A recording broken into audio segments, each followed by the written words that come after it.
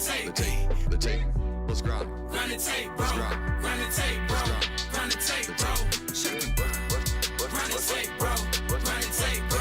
Run the tape. The tape. Run the tape, bro. Run the tape, bro. Run the tape, bro. The tape. UGA game day, boy, we ball out. Pull up, put the whole conference in the doghouse. Leave them 6 feet, see me on the win streak. All-star status, go coach, and the bench deep. Right. Offense on 10, how we run it? Your best ain't nothing, we gon' send them boys punting. Yeah. Black and red, got them dead on arrival. Defense hunker down for the tie. Hey, you don't want it with the dogs. Film guy on it, you don't want it with my dog. Break it down, play by play, that's the day-to-day. They know we ain't come to play, boy, it's UGA. Kirby Smart, I cannot play the fool. Back to back, we did not come to lose. Back to back, like we got something to prove. Pay your dues, dog nation on the move. What's up? We do a little bit different around here. We ain't come to play, we ain't come to play. Shut up and grind the tape. The tape. The tape. We ain't come to play, we ain't come to play. Them dogs in your face. Let's grind. We ain't come to play, we ain't come to play. Shut up and grind the tape. Shut up. Let's grind. We ain't come to play, we ain't come to play. Them dogs in your face. Shut up and grind. Let's grind. Run the tape, bro. Run the tape, bro. Run the tape. The tape. The Shut up tape. and grind. Let's grind. Run the tape, bro. Run the tape, bro. Run the tape, bro. Shut up and grind. Run the tape, bro. Run the tape, bro. Run the tape. The tape. Shut up and grind. Run the tape, bro. Run the tape, bro. Run the tape, bro. Shut up.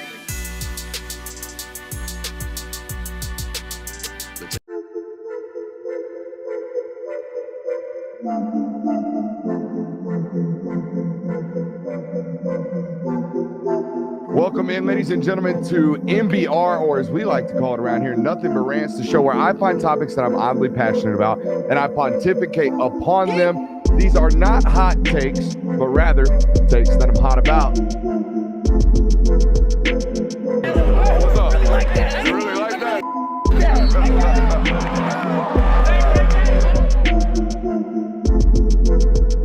Let's shut up and grind some tape. What is up, ladies and gentlemen? Welcome in to the Film Guy Network on a fabulous Tuesday evening here on the show. We got a loaded one for you, and it got even more loaded before the show. I feel like I'm as locked into college football news as humanly possibly could be. Was I the only one that got kind of blindsided by this SEC schedule reveal today? I think so. Yeah, everybody knew this was coming. We've been talking about this. We've been leading up to this. Well, everybody kind of thought this was we knew this was going to happen. They announced last week that they were going to announce the schedule next week. Well, that's on me. I guess my head was in the sand, too worried about film, too worried about ball, too worried about actual ball. I do kind of dislike that we have to talk about this on a Tuesday in the midst of one of the best slates of college football games we have. We're talking schedules, which it is what it is. We're going to start the show with the news today. SEC schedules released moving forward. Guys, do y'all have any initial takes right off the bat like mine right here? Everybody finna die. Everybody finna die. Like, everybody is about to have one of the toughest schedules you've ever imagined in your life. We obviously knew this was going to come towards the SEC opponents or member schools when they went to 9, made the decision to go to 9.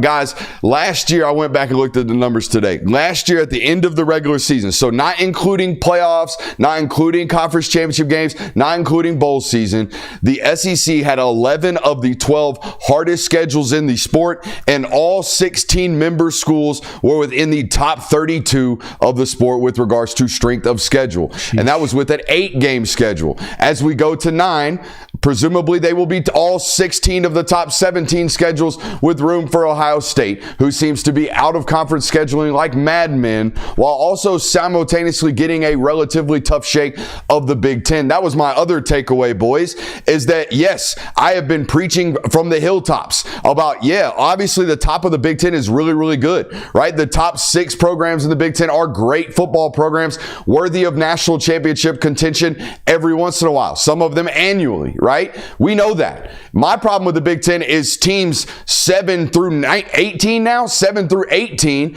who aren't really high quality, high caliber football teams. And we can see this in the strength of schedule numbers, right? Last year in the Big Ten, the highest ranked strength of schedule was Ohio State, I believe at 9 at the end of the regular season. And at the bottom of it, it was 69. I just told you this. Nice. I just told you this, right? 1 through 32 in the SEC. We're talking about 9 through 69 in the Big Ten. All right, and it's only going to get worse, the disparity between the SEC and the Big Ten now that we are going to 9. It's always been my argument with this, and you're going to have people say, "Oh, watch the SEC eat itself alive." No shit. There's a whole lot better football teams in this conference, 1 through 16. It's obvious. Well, that was my primary takeaway today. And I'll reiterate the take that I initially gave when they announced that the SEC was going to 9 is I think that Big Ten fans felt like it was a moment for them to laugh at the SEC because they felt like they forced the SEC to do this. And while some of that might be true, the SEC did this in a time in which the College Football Playoff Committee announced that they were also going to be changing the way that they look at the strength of schedule. So knowing what you just said about the strength of schedule and where SEC teams ranked last year compared to Big Ten teams, the fact that the SEC is going to 9 and the schedules are only going to get even more difficult, it only opens the door for more SEC teams to get into the playoff. It wasn't even, lopsided's not even a good term with regards to strength of schedule and how much tougher it was even under an 8-game schedule. I don't even know what the new word to use for lopsided will be when we ultimately have the data of 9-game schedules. I mean, it's going to be ridiculous. Yeah, the phrase "and it's not even close" is pretty overused. The SEC schedule was a lot harder than the Big Ten's. At 8, it's not even close. At 9, it's going to be way further than it's That's not what even I'm close. saying now. Yeah, I mean, you're right. You could have made some form of an argument because the SEC was at 8 and the Big Ten was at 9. Now that they're both at 9, it's not even close. You have absolutely no argument, Big Ten. The SEC is much harder. Which obviously leads us to my next takeaway. With these strength of schedules, with these difficulties of schedules, like you can just bye-bye undefeated seasons. Like it ain't, I don't think it's ever going to happen again. If it does, if you go undefeated in the SEC, or really, if you go undefeated in the SEC, I was going to say college football period now, which, yeah, if you go undefeated and win a national title, I don't care where you come out of, what conference you come out of. If you survive, you're probably one of the best teams of all time. But if you do it out of the SEC, undoubtedly, you are the best college football team of all time. And I think that what you kind of got at initially was, I think that's the best and biggest takeaway for me is, we coming into these past 2 years for as far as the schedule goes, because it was just the same opponents and it's flip-flopped, and the fact that they came out that summer leading up into the 2024 season, it felt like the SEC was able to project team schedules and how difficult they were going to be. And so when then Texas and Missouri get the schedules that they get, it's almost like, well, the SEC gave them that schedule to almost like gift them a playoff spot if everything goes right for them. Whereas now, I don't care who you are. I don't care who's on your schedule. Like, it's going to be difficult. It's going to be hard no matter who you are. Like, I think that's the best thing about this is there really is no more complaining about, well, this team got an easy schedule this year. Like, it's 9 SEC games. You're bound to have multiple difficult games on this slate. And so I think that really evens the path. Now, of course, like some teams are going to end up being worse than what you thought in the offseason. So like some of these schedules are going to level out a little bit and they are going to end up being easier than what you thought. But from a outsider's perspective right now, looking at the 2027 schedule, like everybody's schedule is going to be difficult. Yeah, there's no denying that. And I think that you're right about the undefeated teams. It's a tradition, not even a tradition, but it's something that's not going to happen anymore just because of how difficult the schedule is, how much the conference has gotten better. The punching bags that have typically been at the bottom of the conference are getting better now. Mississippi State's not a complete joke this year. Vanderbilt's got a pulse. And on top of that, you added 2 competitive teams. And Kirby, I feel like they're cycling, right? Like it feels like Kentucky's the bottom of the conference. Yep. Last year it was Mississippi State. Right? And then you flip 1 year later and it's just Kentucky. And now everyone feels like they can get you any Sunday or any Saturday. That's the interesting thing to me. The other thing, looking at these schedules and the difficulties of them, I don't think there's any doubt in my mind that we're moving to 16. I don't think Greg Sankey's going to allow it not to be done. The reason being, he wants 4 guaranteed spots. Which means you have to be in the top 25% to make a college football playoff guaranteed. I think once we go to 16, you'll probably see about 5 to 6, maybe sometimes 7 SEC teams getting into a college football playoff, and however many, maybe 5, 6 Big Ten football teams. Yeah, I mean, you thought the 14 playoff was the SEC Invitational because they sometimes got 2 teams in there.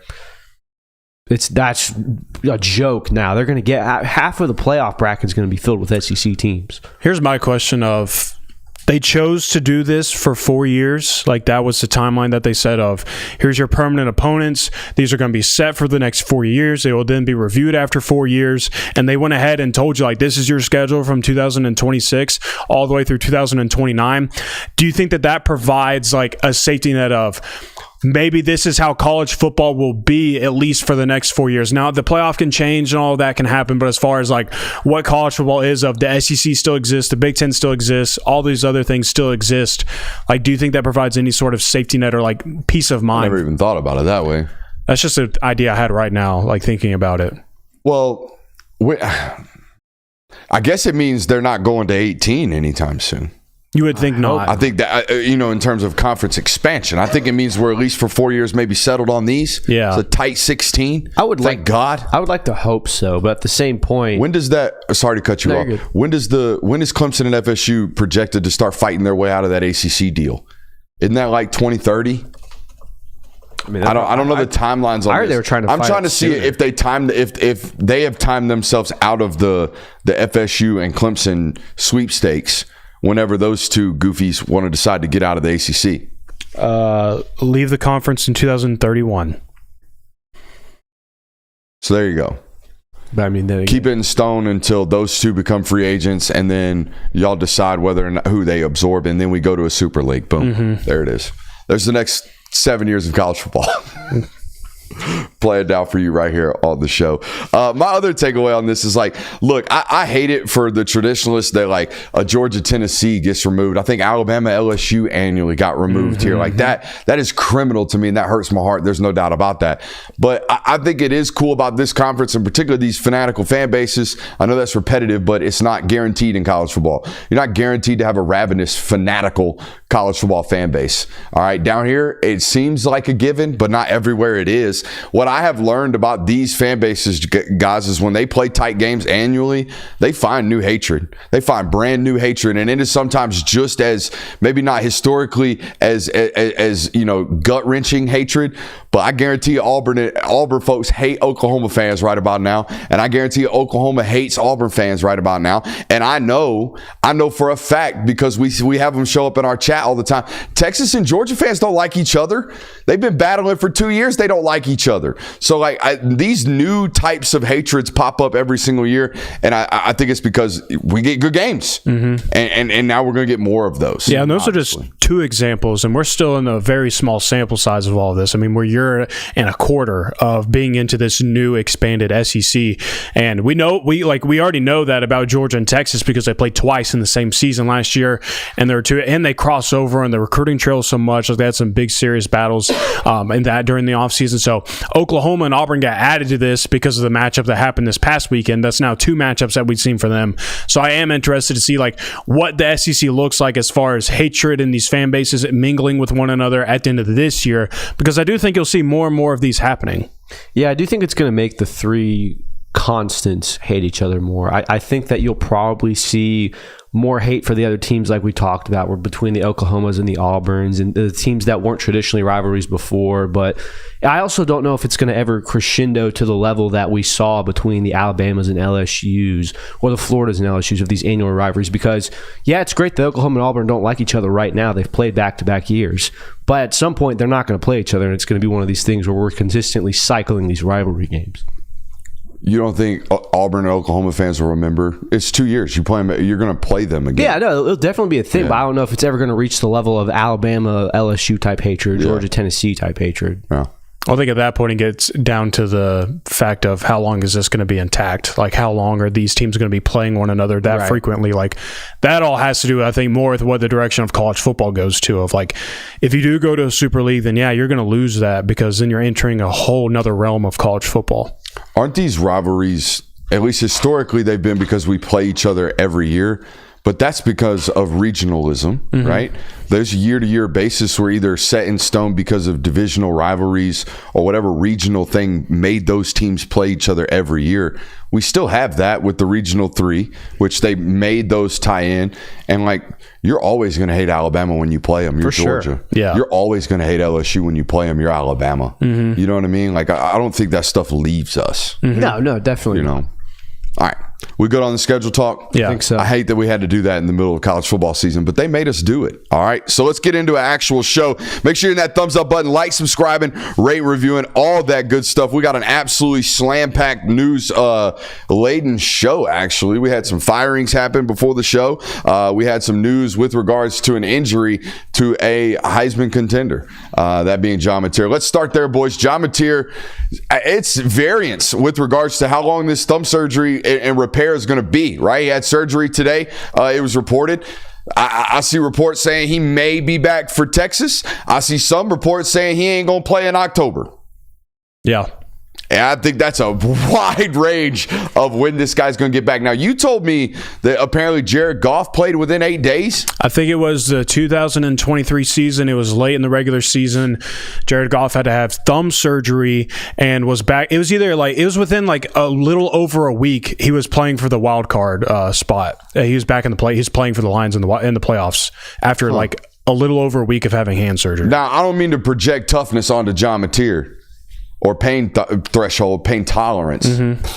But he seemed like a pretty tough guy. Yeah, he does. I mean, he finished the game. They were saying that it happened in the first quarter.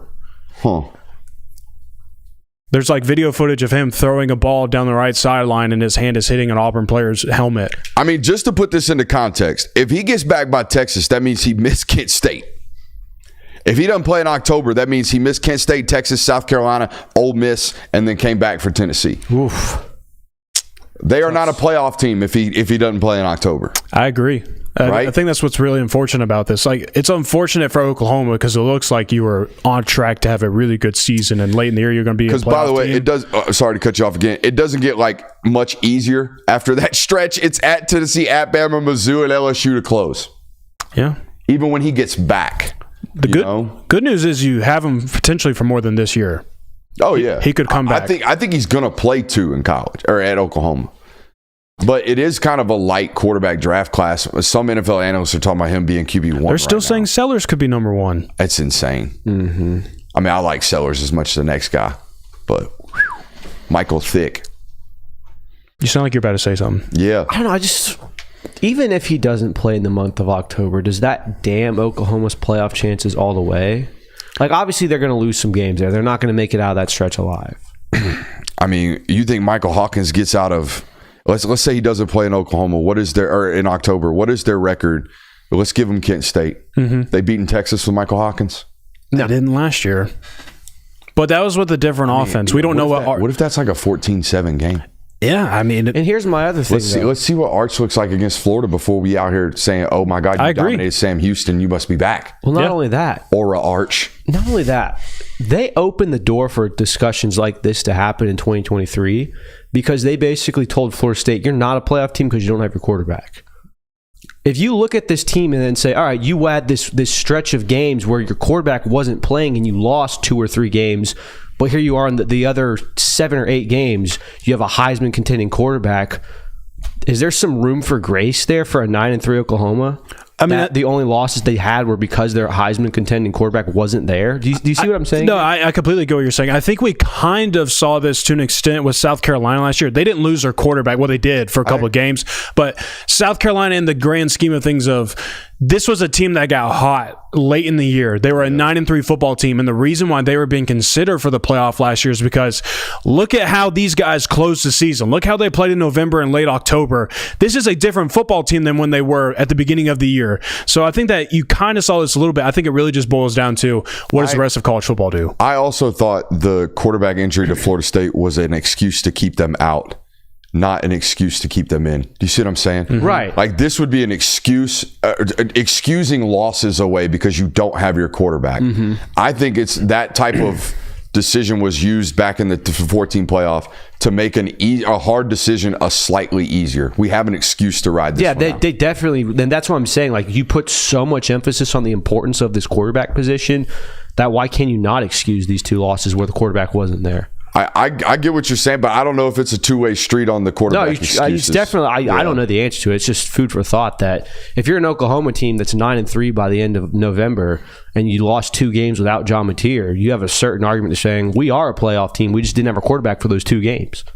I don't know if they survive with just Michael Hawkins, though. I don't know either. I thought they survived the last 2 football games because of Mateer. I was about to say, I thought they beat Michigan and Auburn because of Mateer. And by the way, because they were at home. Yeah, no, I don't know if those go that way, if either of those is a road game. Right. If Michael Hawkins is finishing your season or playing more than 6 games, you're cooked.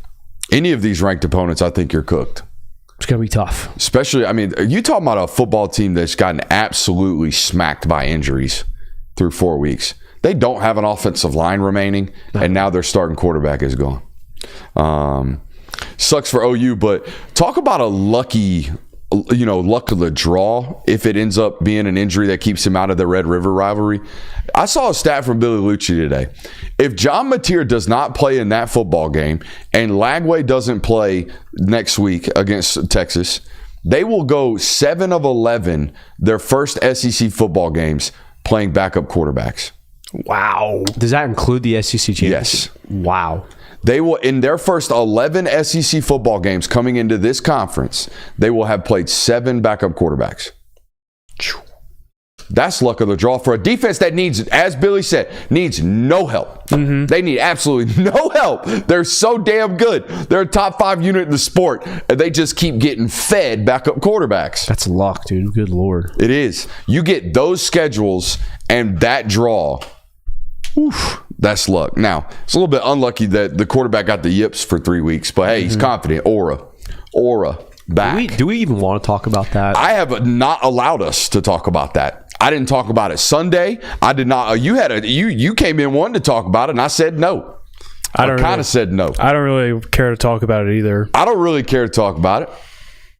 Do you care to talk about it? I mean, I think it's very clear what's going on, and no one's really saw that, in my opinion. What is it? I mean, it's clearly someone who's insecure and projecting. Like the Arch Manning that we saw all off season, all last season. Yeah, he was confident. Yeah, he did celebrations and things, but he was humble. He was respectful. He was all these things. He wasn't crashing on the sidelines. He wasn't shoving coaches. He wasn't standing over players.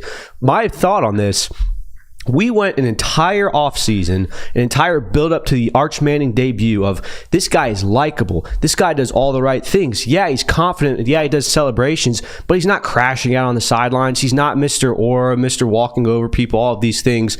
And now all of a sudden you have this 3-week span where he's not good at all. Everyone's down on him. Everyone's telling him, hey, this guy sucks. All of a sudden you come out at Sam Houston, he's doing things. He's standing over players, whether or not he, that defender did something to him. He's shoving coaches. He's going crazy on the sidelines, doing things that's very obvious. Gives me the vibe of that loud, insecure bully that didn't really have the confidence himself, so he projected it. That's what I'm seeing from Arch Manning right now. And I hope that's not the case. And I like Arch Manning. I want him to succeed. But what I saw against Sam Houston wasn't, oh, this guy's back. That very much read to me like someone came to him and said, hey, at this point, dude, just fake it till you make it. Just pretend to be confident, and you'll look confident, and people will believe in you. That was my exact mental note. One of my first business owners that I followed around and paid attention to, that was his number one thing. Oh, I'll fake it till you make it, man. Yeah. Just tell yourself you are. One day you will be. That you're right. He is kind of projecting. People see through that very easily. And everyone now, wants Kirby, what if you're, sorry to cut you off again. What if you're a Texas fan listening to this today and you say, I don't give a shit if he projected. At least he played good.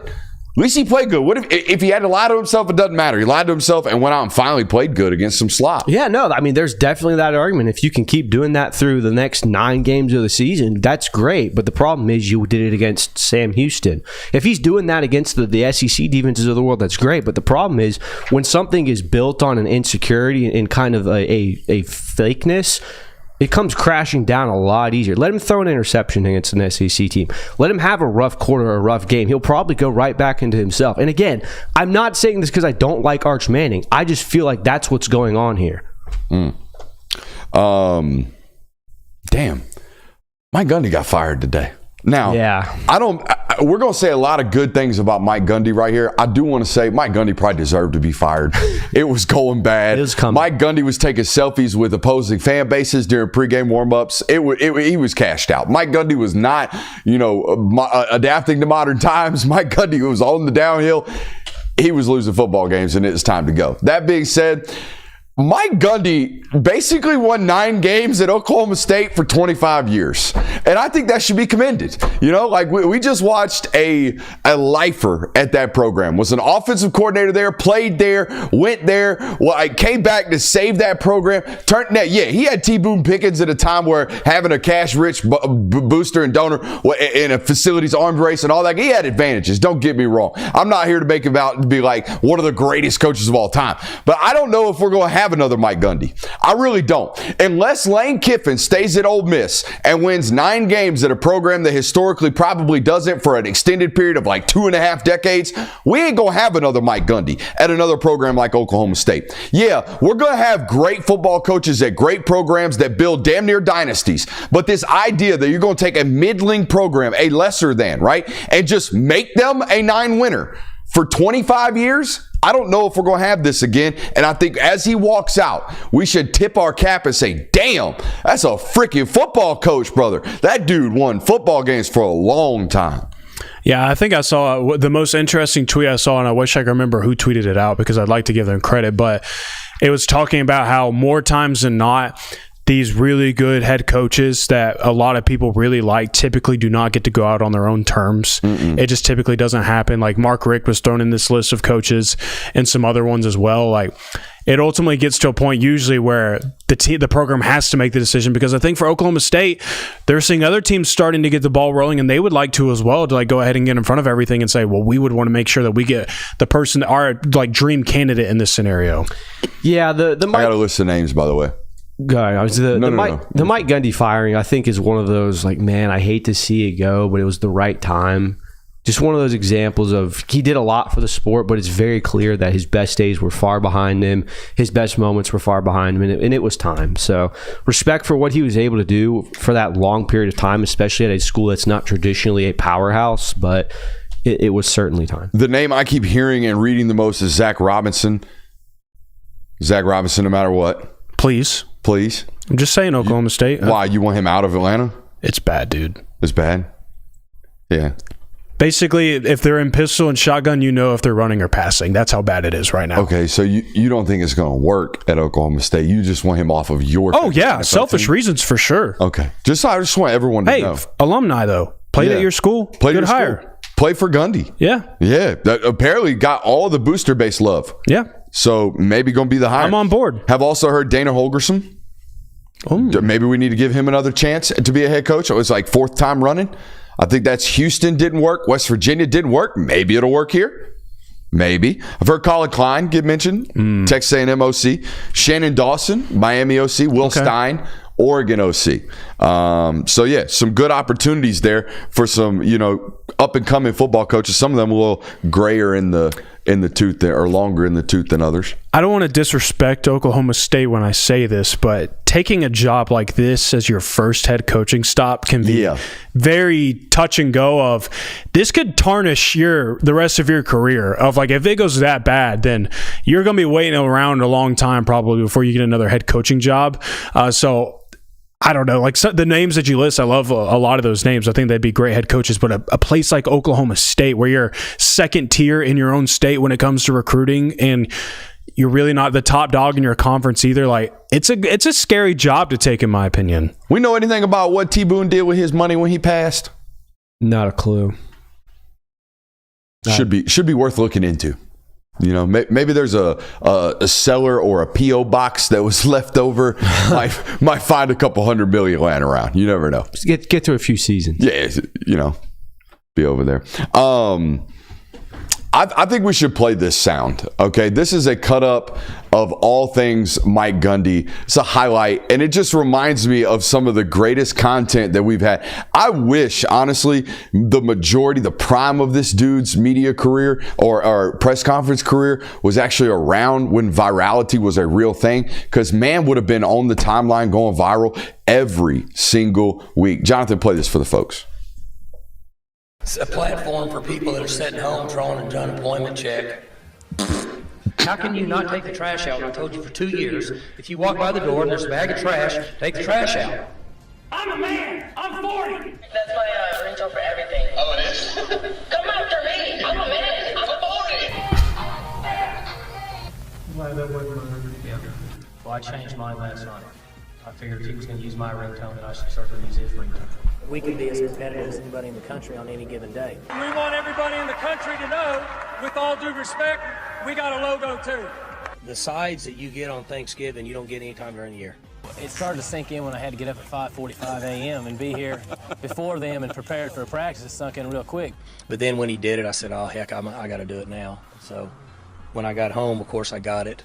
Kristen said it made her kind of throw up in her mouth a little bit. Where are you from? I'm from Sports Illustrated. Sweet.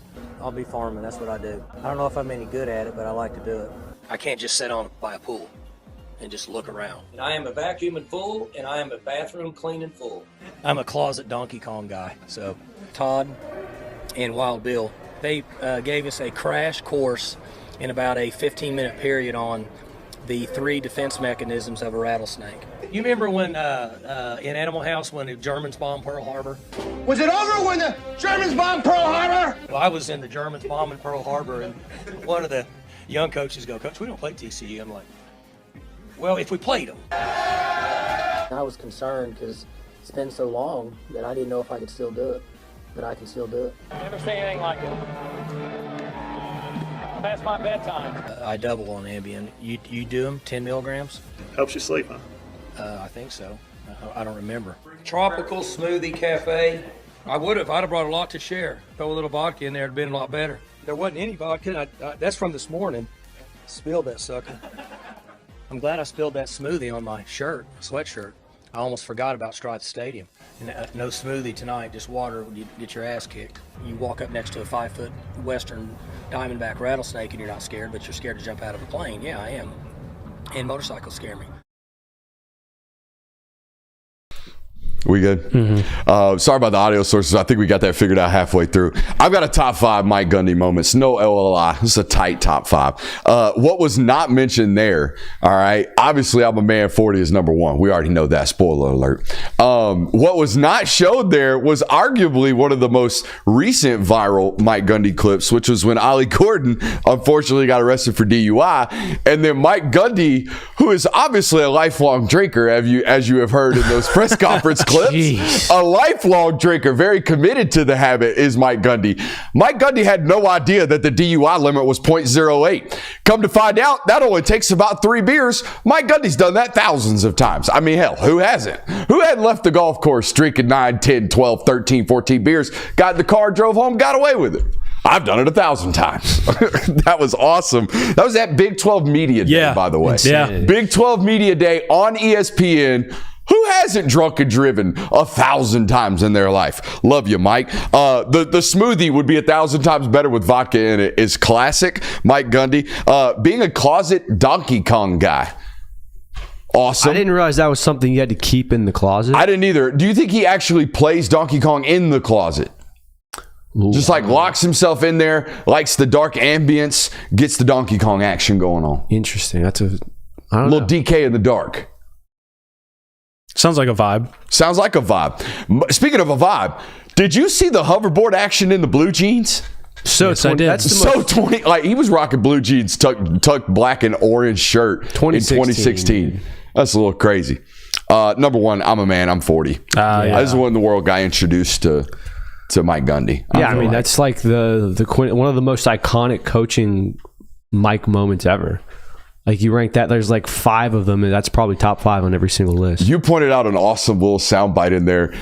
Todd Monken giving him a rundown on rattlesnakes. Yeah, I think people forget that Todd Monken was the OC for Oklahoma State from like 2011 to 2014, I want to say. Yeah. And he mentions, me and Todd was telling me about the 3 defense mechanisms of rattlesnakes, and he's mentioning Todd Monken right there. I thought that was funny because like thinking of knowing, like having been around Todd Monken and knowing his personality, which I know that this is 13 years later, but him, like picturing him talking about the defense mechanisms of rattlesnakes just cracks me up for some reason.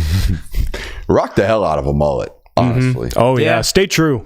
One of the few that looks decent. Yeah, there's some people where it's like, the mullet was meant for you. Not bad. Yeah. Also, return to the mullet. Where did the curly hair arrive? Because did you see the 90s clips where he's rocking kind of a mullet, but it's bone straight? When did this curly wave arrive in this hairstyle of his? I don't know. Maybe are you a constant? Does your hairstyle change? Yeah. Like mine's bone straight, always has been my whole life. When I grow out my hair, I look like a dark-haired Trevor Lawrence that weighs 230 pounds. I had like really curly hair for a while in high school. Not like super duper curly, but. And now it's straightened out? Yeah. Interesting. It's put up or shut up week. Who put this on the notes, by the way? I did. This is your segment, Jay. Will, take the floor. Yeah, so I've kind of been showing that there's some themes, in my opinion, going into a lot of these weekends. And when I looked at this Week 5 slate, I was like, you know what? I think the theme for this weekend is it's time to put up or shut up. For example, is Georgia going to beat Alabama? Are you finally going to defeat and get this monkey off your back? I know that you beat them in the national title, Kirby Smart, and I know that you got the biggest win of all the games that count, of the matchups that you have had against Alabama. But for this year, we said it yesterday during our predictions and during the local hour of, if not this year, then when? It's time to put up or shut up. If you don't do it this year, I think that everybody's just got to count you out in these matchups moving forward, because you got to go to Alabama next year. So if you don't get this one, it's going to be, buddy, I don't know if it's going to happen anytime soon. Another one of these.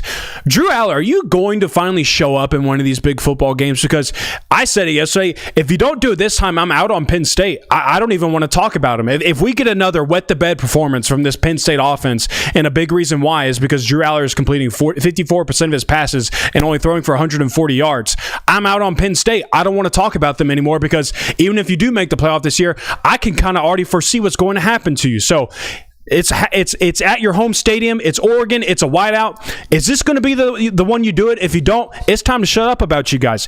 Is USC a team that we can take seriously?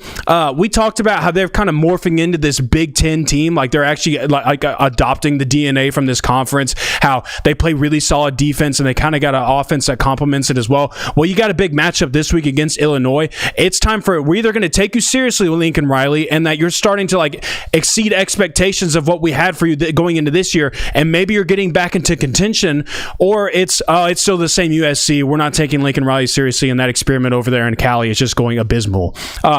Is LSU legit? Brian Kelly, are you actually going to be a playoff team when people put playoff expectations on you? You have to go on the road to Ole Miss. It's a major matchup for you. These are typically the games that LSU does not win. If you're going to change the narrative around your program and around you as a head coach at LSU, this is one that you have to win. Otherwise, we're just going to still be spitting the same things that we have about you over the last 3 years. A&M, are you going to stop A&Ming? Because speaking of LSU losing games that they typically lose, boy, this is one that A&M would typically lose in a season like this, where everything's going right. People are riding high on the Aggies. Marcel Reed looks really good. You got Auburn coming on the road to your house after a brutal loss on the road to Oklahoma. Maybe a little bit of a beat-up football team. A&M teams in the past, even under Jimbo Fisher, Mike Elko, they lose these matchups and they end up going 8-4 despite how great they looked at the beginning of the year. It's time to put up or shut up this weekend. Chat's telling you to breathe and slow down. I'm going the other way. Speed up. Somehow, some way, get faster. Yeah. Maybe if you need some, PEDs, we'll get them for you. But when you ISO Joe, full speed ahead. Okay, don't you dare. Don't even breathe. I want to see face get red. I want to see you pass out one of these days. If I needed to slow down, I would. If I needed to take a breath, I would. Facts. Too much information to get out, all right? TMI. Yeah. Too much information to deliver right here, right now. It's got to be faster. It doesn't need to slow down. Dude doesn't need to breathe. Who needs air? You missed some. Oh, yeah? Yeah, I got a couple people that need to put up or shut up. How about the rest of the Big 12? And everybody just crowning Texas Tech? Nay. I say nay. I think there's 5 other football teams looking at Texas Tech like, I got something for them. This here's the Big 12. Hey, TCU, Arizona State playing Friday night. It's a damn good football game. Yeah, I think those 2 good football teams that got to run for Texas Tech if they see them in a Big 12 championship game. Arizona at Iowa State. Did you know Buddy from San Jose State's 3-0? Yeah. Oh, yeah? That was good. Buddy from San Jose's 3-0. You know why I took the layoff? Hey, new stipulation. New stipulation. New stip? If they win this weekend, we can no longer refer to him as Buddy from San Jose State. We got to go government name. Speak for yourself. He will be Buddy from San Jose State for the remainder of time. You win a Big 12 championship, maybe I'll remember your name. Maybe I'll care to learn it. You know what? You take down my Sun Devils this weekend, I'll learn your name. How about that? Or Iowa State. You take down my Cyclones, and we'll learn your name. BYU at Colorado this weekend. BYU, undefeated football team. Got an opportunity. Had they not, had a quarterback, maybe have some premarital, they probably are the Big 12 playoff selection team right about now. Bless you. But since they got a guy named Bear wearing 47 playing quarterback, nobody's counting them in. Everybody's counting them out. I'm paying attention to it this week. Big time put up or shut up weekend this week out there in the Big 12. Guys, there is a top 3 football team in the sport, really, really going under the radar the last 3 weeks of college football season. And it's because they opened their year with an absolute slobber knocker, won at 14-7, and it kind of been walking through the last couple weeks. And it's Ohio State. And I don't know if you know this, but Ohio State's on the road this weekend at Washington, and that Jed Fish squad's only an 8.5-point dog. I don't know if you've been paying attention to that. Really? That's sneaky. That's sneaky right there. First real road game for Julian Sayin.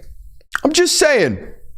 Might be paying attention to it, Go out there, handle your business. We won't talk about it, but go out there, win by 3. We might have to talk about it. Georgia Tech at Wake this weekend. How many times in your lifetime as a college football observer have you seen a top 16 Georgia Tech team have the opportunity to go on the road, just absolutely mollywop a Wake Forest team and get into the top 12? You know what I mean? I don't know about that. Hey, a lot of teams on buys this week. And a lot of AP voters getting absolutely called out for not voting appropriately.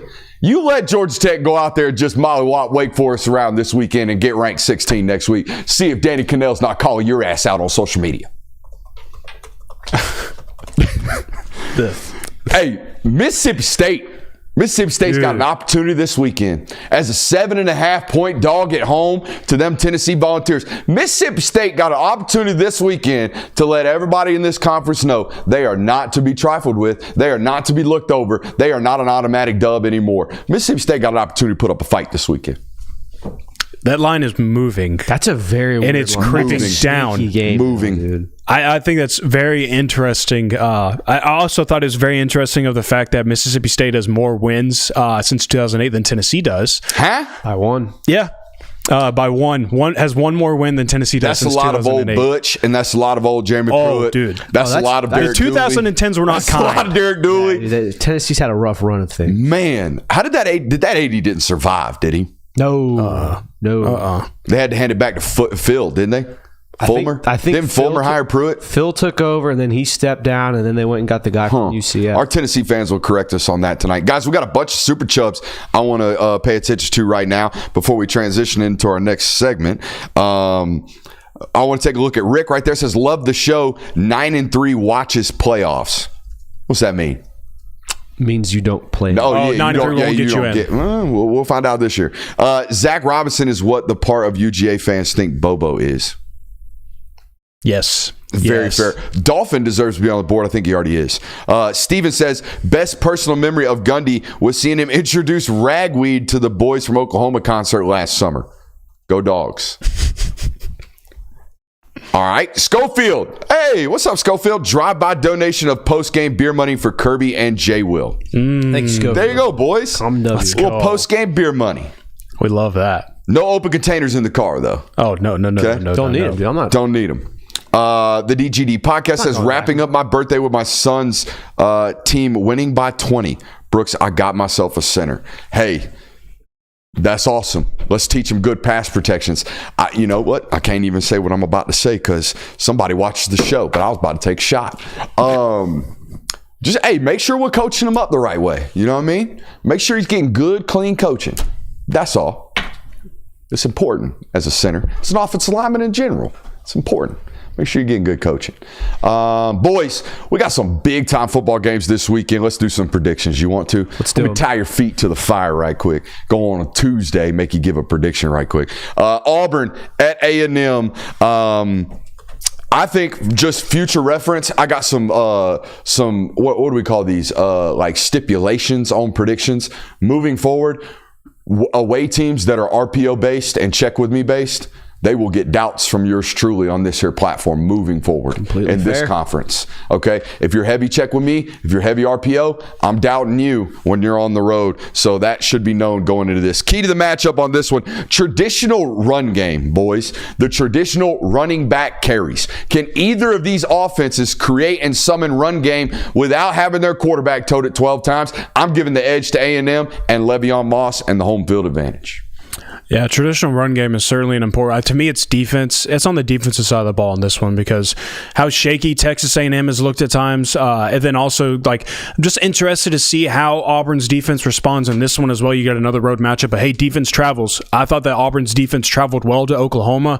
I think there's an opportunity where they do this weekend. So I think this is a really good test for Texas A&M as well. Just kind of seeing how they do they take anything away from the Oklahoma game? Like how are they going to defend this offense? That's really what I'm focusing on in this game. Yeah, my key is a little bit of both, where it's how does Auburn respond to this after, obviously, we know what happened against Oklahoma last week, and what can Texas A&M's defense do to take advantage of these offensive schemes that Auburn uses, which we have seen before, can be turnover-prone types of schemes. So I think it's kind of both, and that would be a big X factor. I give Texas A&M the advantage in both of those because they're playing at home, they have the better environment. Auburn's coming off of a heartbreaker, and Auburn's offense doesn't necessarily take care of the football on the road. Do you think, if you were Hugh Freeze, how do you approach that we feel like we got cheated thing? Do you even talk about, hey guys, we were close? Do you only just address the things that you came short on?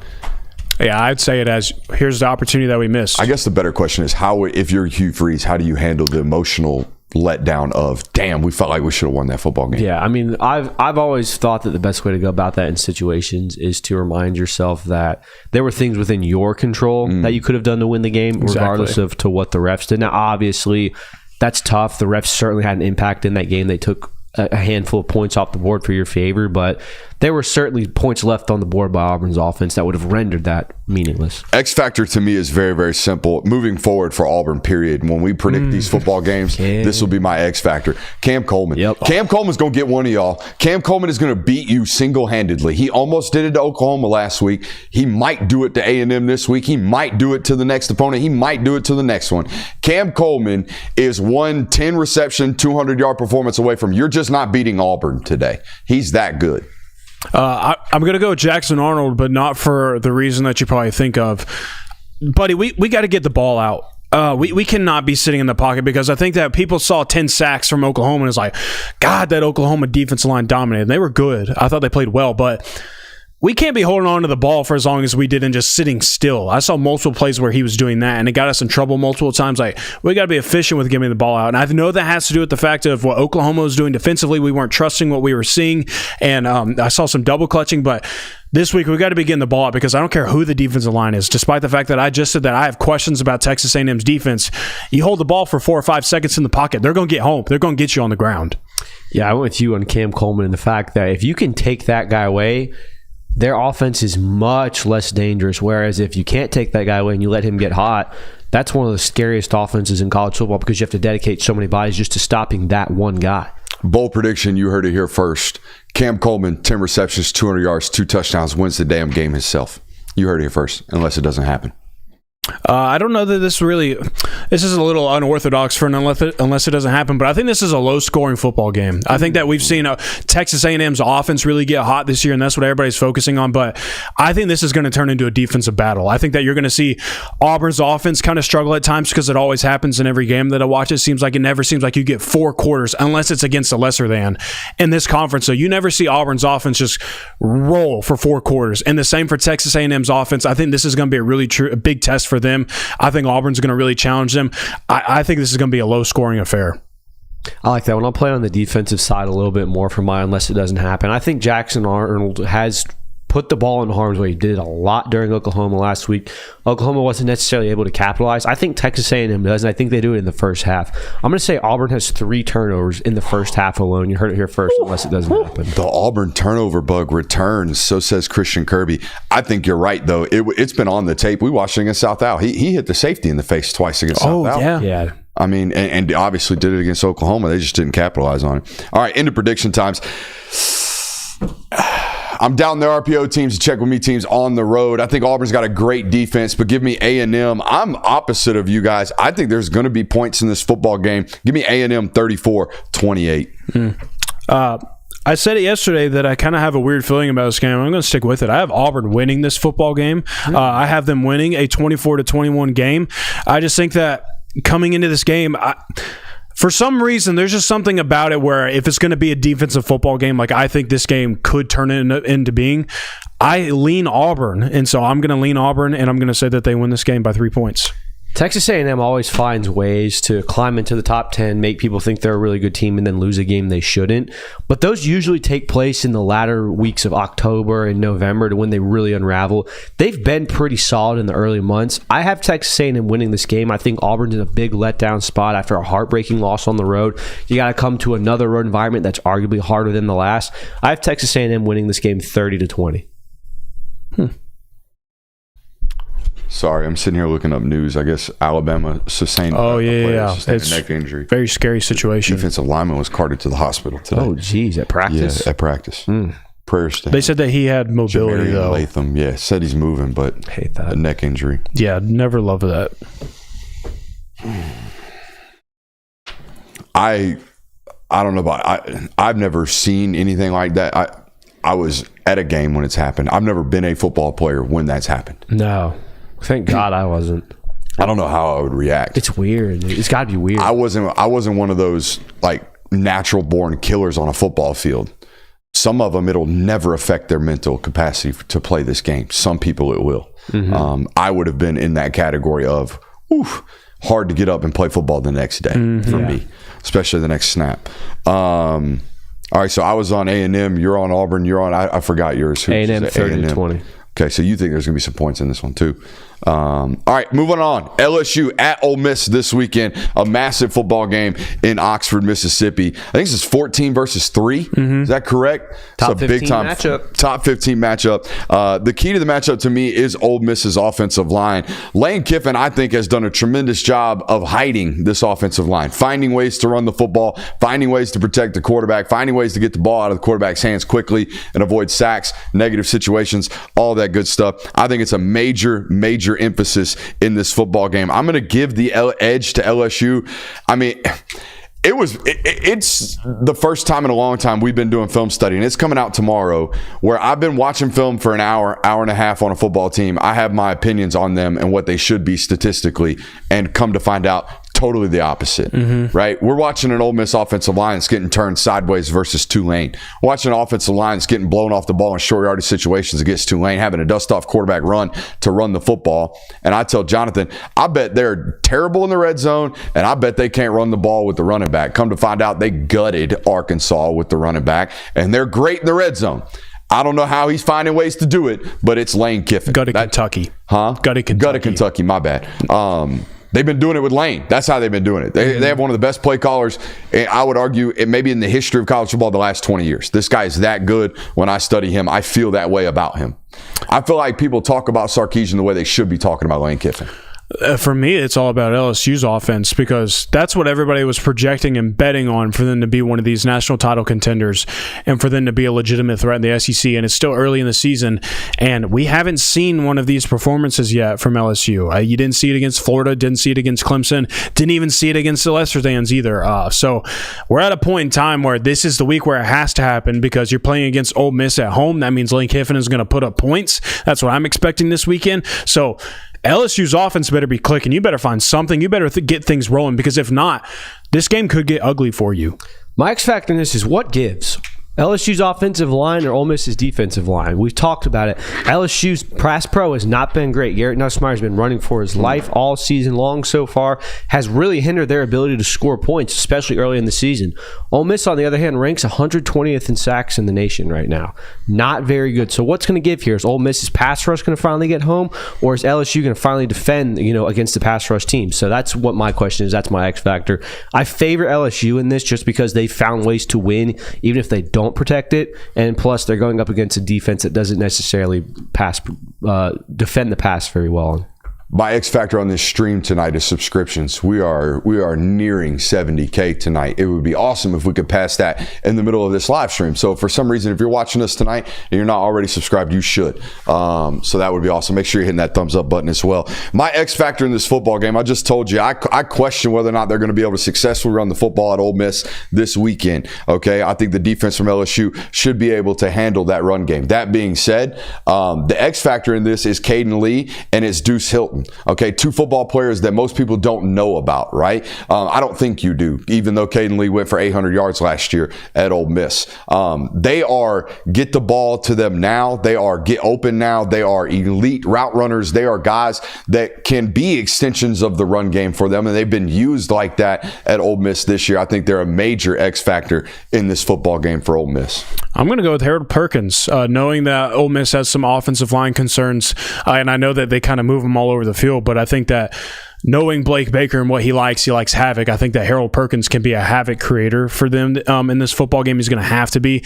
And no matter who is the starting quarterback, if it's Chambliss, if it's Simmons, you're going to need to get both of those guys on the ground. I think Harold Perkins has the opportunity to be a true game wrecker in this one. Give me Ole Miss lineman defense. Give me Ole Miss defensive lineman Xavier Harris. He leads the team in sacks right now. He's been really, really good at stopping the run as well. If he can get after the quarterback and hinder LSU from running the football, we already know they have struggles doing that. They're going to have a long night on offense. So that's my X factor for this game. I just had to hit a game log search on Shatarian Perkins, see what he's doing this year. Yeah, what is he doing? He had a great game against Tulane. So, no TFLs yet, but he's getting after. He's racking up some tackles. Maybe he's getting all the attention in pass protection, because I don't see a sack on the board just yet, which is relatively surprising for him. I mean, this was a guy that had, I want to say, 7.5 sacks last year as a freshman or as a sophomore. So expect him to eventually get home on somebody. Unless it doesn't happen, guys, I think LSU's defense could give them serious hell on Saturday. And that's going to lead into my prediction. I think it happens. So I'm going to say it happens. LSU wins this football game 20-17 off the back of the defense. Oh, you think it's do you think this is a low-scoring game? I do. Something tells me we're going to see a less than stellar offensive performance. Interesting. I have been pleasantly surprised with the usage of Harold Perkins. I was a naysayer of it. I was somebody who didn't think this traditional outside linebacker being able to play in space and be multiple and have him cover and have him get home and do all this stuff. I didn't think it was possible. He's made it possible. He has played really, really good and tremendously impactful football this year for them. And I'm riding defense in this football game. I think it's going to show up. Unless it doesn't happen, as I think both quarterbacks play for Ole Miss. I think that Chambliss is going to be the guy that gets more of the reps in this game, but I think both quarterbacks are going to play in this one. You got some inside information on that one. That's unfair. Well, maybe. The people don't know. I'll tell them, hey, we had a conversation this morning. They ain't lying. They don't know who they're going to start at quarterback out there at Ole Miss this weekend. They have no idea. Man, I was supposed to look like a genius. I know, but I'm spoiling it for you. Tuesday morning, they have no idea. And I don't think they're lying to us. I don't think they know who they're playing. So yeah, that's my unless it doesn't happen. Since you went ahead and ripped off your prediction, I'll rip off mine. I think Ole Miss wins. I think Ole Miss wins this game. Lane Kiffin at home is a tough person to beat. I think that there's going to be points scored in this one. I'm just very skeptical about this LSU offense so far, and if it gets to this point, or if it turns in this style of game that I think it will, I think Ole Miss is going to have the upper hand. And I know that Garrett Nussmeier has been banged up, but that plays into this as well. I just think that you haven't been able to get things going, and that concerns me going up against an opponent like this. I got Ole Miss winning 33-27.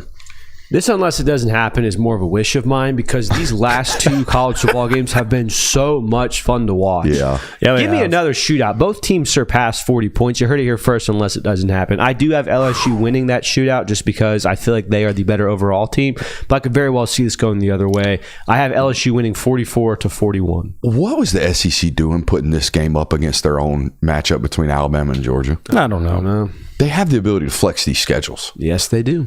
Why isn't that 3:30 game between Auburn and A&M being played at noon and this one at 3:30 and then ending the night with Alabama and Georgia? That's a fantastic question. You have all the opportunity in the world to just dominate all televisions on Saturday. This is a 3:30 game. It is? Yeah. Oh, what's the night game then? We don't that we're mad about. The South Carolina Kentucky plays at night. Huh. For some reason, I thought this was a night game. All right, never mind. Ignore my statement. We got it all.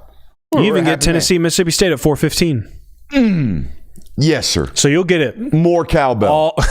All cowbell. 4:15. That's an unusual kickoff time. Y'all do know that Mississippi State's the only college football team in the country that's allowed to use noisemakers? Yes. Grandfather did. Thank God, though. I don't want to be listening to Vuvuzuelas. You know? What you got against those? It is quite an experience to turn on a soccer game, and that's what you hear blaring through your TV. Ooh. Chat's asking why. I guess because we felt bad for Mississippi State. No, I'm just kidding. I don't know. But it is ear-ringing and ear-shattering. I imagine so. And we didn't even see it full when we went out there last time. Oh, yeah. That was like 60% capacity because they were real down bad, and it was cold and rainy and gross. Isn't that an open press box? Yes. I will pack accordingly. Yeah, and they acted like they had heaters. They didn't have heaters. No, they did not. Dude, that sounds horrible. It was not fun. It sounds yeah. We get to go. Oh, I don't know. I don't know. Kirby's going. Kirby's going. That's the weirdest. Did you reach out to him, man? About No, I'm not pressed on it yet. You know, we will be soon. They approved those final 10 days out. Mm-hmm. Yeah. So we'll see about that. All right, big time football game. Oregon at Penn State, boys. The key to the matchup for me is Penn State trickeration. Andy Kotelenecki, or however you pronounce Buddy's last name, he gonna be out here doing some funky stuff. So are you able to line up, pay attention, get it locked in, and make sure you're not getting tricked upon? I'm gonna give the edge to Kotelenecki because he gets everybody. He tricks somebody once a football game, whether it be motioning the tackle that shouldn't be motioning or playing wildcat with the quarterback and running. He gonna goofy something on Saturday and get an explosive. It's Drew Aller. It's always going to be Drew Aller in these matchups. If Penn State is in one of these big-time games, Drew Aller is the key to the matchup because if he plays well, Penn State definitely has a chance with the defense that they have. If he doesn't, that's immediate advantage to Oregon. So, Drew Aller, what are you going to do this Saturday? Unless it doesn't happen, you heard it here first. Drew Aller, being an NFL prospect, dies this weekend. He's going to throw up another clunker. Sorry. I'm not even going to allow it. I'm not even going to allow this if it may Drew X Factor. No. Drew Aller, another goose egg, another flat performance. It's dead in the water. No more talking about it. No more NFL first round potential. Oh my God, he throws it so good in shorts and t-shirts. No, done. Period. Sorry. Yeah, I mean, the X factor for me was how Penn State's quarterback plays, because it's not just been Drew Aller. It's been Sean Clifford. It's been Trace McSorley. It's been basically every single Penn State quarterback that goes against some of these top 10 teams. They have not had much success. I know Trace McSorley had more than others, but they've still faltered in the big moments. So how does Penn State's quarterback play, which is why I have the X factor as Oregon's secondary? What can Dan Lanning do for disguising coverages? What can Dan Lanning do to wreak havoc, force mistakes from Drew Aller? That's what I have for the X factor. My X factor is these coaches' big game records. Neither of them have a very good one. Not against top 10 opponents. Not great. No. Oregon's is a little better under Lanning. Yeah. Like he's got one is the difference. Like he's got one of these wins. He's got one. And he's got I think he's got one of these, and James Franklin does not. So something's got to give here. Mm-hmm. You know? Yeah. I think that the X factor has to be because of how we all feel apparently about the quarterback situation at Penn State. It has to be the running back room for them. Those two guys, like if they're going to dominate, like if they're going to gifted, shout out to Chris Chafin. If they're going to turn in a game like everybody on the offseason was like Penn State getting Katron Allen and Nick Singleton back in the same year, that's the best running back room in college football. Will play like it. It's the biggest game, one of the biggest games of the entire college football season. Play like it then. But those guys should be the X factor for you. I got Oregon winning 30-27, and for unknown reasons that shall not be dragged out of me without any interrogation, no matter what, I'm rooting for Oregon to win this football game. Oh, yeah. Big time. I am rooting hard for the Ducks to get a dub. Yeah. 30-27, they get it done. I'll follow up with mine unless it doesn't happen. Look, I've been the show me guy for a few weeks now, and I'm doing it again. Penn State, until you show me and prove me wrong that you're going to win these types of games, and James Franklin, you can do it, I'm not believing it. In fact, I'm believing the other way. Oregon wins this game by double digits. You heard it here first. Unless it doesn't happen, give me Oregon in a 31-20 victory. Dude, what's up with this? Me and you always seem to be like right around the same range for predictions. I got Oregon winning 30-20. Same note. We're just good at our jobs, Jalen. Let's hold best bets for tomorrow. Let's go ahead and transition into the local hour. We got a whole nother hour coming up next, and some say it's our best hour. See you on the other side.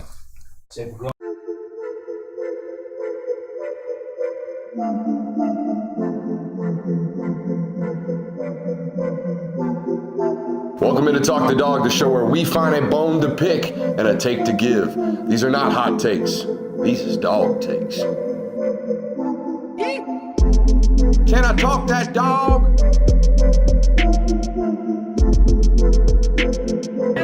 What's up? You really like that?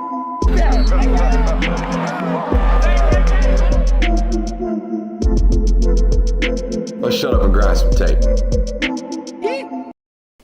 What is up, ladies and gentlemen? Welcome back into the Film Guy Network for another loaded local hour. We got a great one for you. We got Kirby Smart press conference notes. The last Tuesday press conference in the history of Tuesday press conferences. How about that? A swan song for Kirby Smart today. Did he bring the heat? Did he at least go out with a bang on a Tuesday? He was in a good mood. He was talkative. I'll give you that. Okay. I mean, I'm surprised he was in such a good mood, considering how much of a nuisance apparently Tuesday 12-minute press conferences are. Hey, we got why do Alabama players think it's a blackout? I guess we might talk about this. Did you see this quote from Ty Simpson today? Yes. Must follow Barstool. Must follow George's big Barstool UGA account. guy, apparently. Maybe a big UGA social media guy. We'll find out about it tonight. Rain in the forecast, question mark. We'll talk about what it might mean for this football game. Kirby's got a stat for us. We'll talk about that tonight. What each team should be confident about. And I've got a positional breakdown for you. We're going to look at this matchup positionally today, as we only do because we feel like positional breakdowns are done on the internet pretty stupidly. What should we start with today, boys? I think we should start with presser notes. Let's start with these press conference The notes. finale. Yeah, for real. It's kind of sad. So, first off, I'll give a fit check for Kirby Smart. Oh, yeah? We had the beater pull over today. Oh, yeah, the red one? The sun-stained red one? The G was falling off, and the color of it looks almost orange at this point. Yeah. Was not looking good, but hey, he brought the juice. He walked in. First thing he says at the mic, y'all want the good news or the bad news?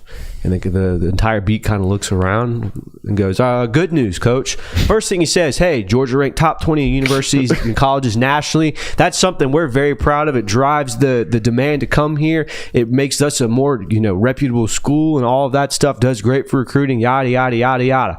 The bad news, I will no longer be doing these press conferences because it's not fair to me or my staff to make them wait for 15 to 20 minutes while I'm doing this and they're upstairs ahead of meetings. So this is the last one. He said, you'll still get me on Monday and we'll do the Wednesday call-ins, but other than that, this is it. Hey, good news. The neighbor down the street hit the lottery. Bad news. Your house is foreclosed. I love that. Y'all want good news or bad news? Here's good news that is not relative to you guys at all. Bad news. I'm cutting this out. Love that from him. Good for him. Would you like to guess what the next question he was asked? Oh, I thought you were going to ask me, what do those football coaches do in that 15 minutes? What do they do? I guarantee you they're making recruiting calls. They're probably doing something productive. They're not sitting on their hands twiddling their thumbs going, gee whiz, I wish the head coach would show up. Tinfoil hat theory. That's what exactly was happening. And Kirby was like, oh, we're shutting this down. Tuesday's pressers are no more. I got to babysit. They were dicking around, and Kirby said, we got work to do, boys. I like that. I like that theory more. He doesn't not want to do media availability. He loves the local media. He loves them. What he doesn't want is his coaches that make $800 to $1.2 million wasting time. Spin around in the rolly chair. I like that spin. That's a good spin. Playing tic-tac-toe on the board. Ridiculous. You know what? I do the same thing. Yeah. I don't need to hear about, hey, coach, how was practice the first 2 days? It's been good. That's vibes are high. We're working hard. That's the next question that was asked. Coach, how's practice been for the first 2 days? Practice has been good, very spirited. We don't want to overdo it. Talked about how the implications of this week lead to more players coming, playing a little harder. A lot of chippiness, he said. Didn't have a great Monday, but the effort on Tuesday was good. Next thing was talked about. Wants to build depth in the season, but you can't really develop it during the season. He talked about how, it's great to have these players getting reps at the time, but you're not necessarily going to be building that depth that you would in the offseason simply because of the rotation. Talked about Oscar Delp, said his biggest trait is his unbelievable toughness. He's had really good health for us, and he's gotten a lot of reps throughout the 4 years that he's been here. Says that the maturity has been his biggest growth area. He talked about how when he was a freshman, had a couple of knucklehead moments, and again, mentioned that basically everyone has those. Was really proud of the way he's come along. Was asked about Juan and Ernest Green, about how they're doing. They're working hard to get better. We'll continue to give those guys work as the week goes on. Yada, yada, yada. Classic Kirby Smart coach. Dwight's got an ankle. Ernest got a back. Juan's got a hip. Dwight was brought up. It's like, hey, coach, how's Dwight doing? Dwight seems to be fine. He's been doing everything at practice. So that's a positive injury report that, hey, Dwight Phillips probably not really battling that injury anymore. Peanut's healthy. Yeah. The question, or the talk about how we don't want to overdo it when it comes to this week, was then talked about how do you balance playing with that fire, passion, and energy and being smart when it comes to practice, not getting players injured. He said we ensure that we're using the right tempo, but we also have to practice at the right speed to create the right volume.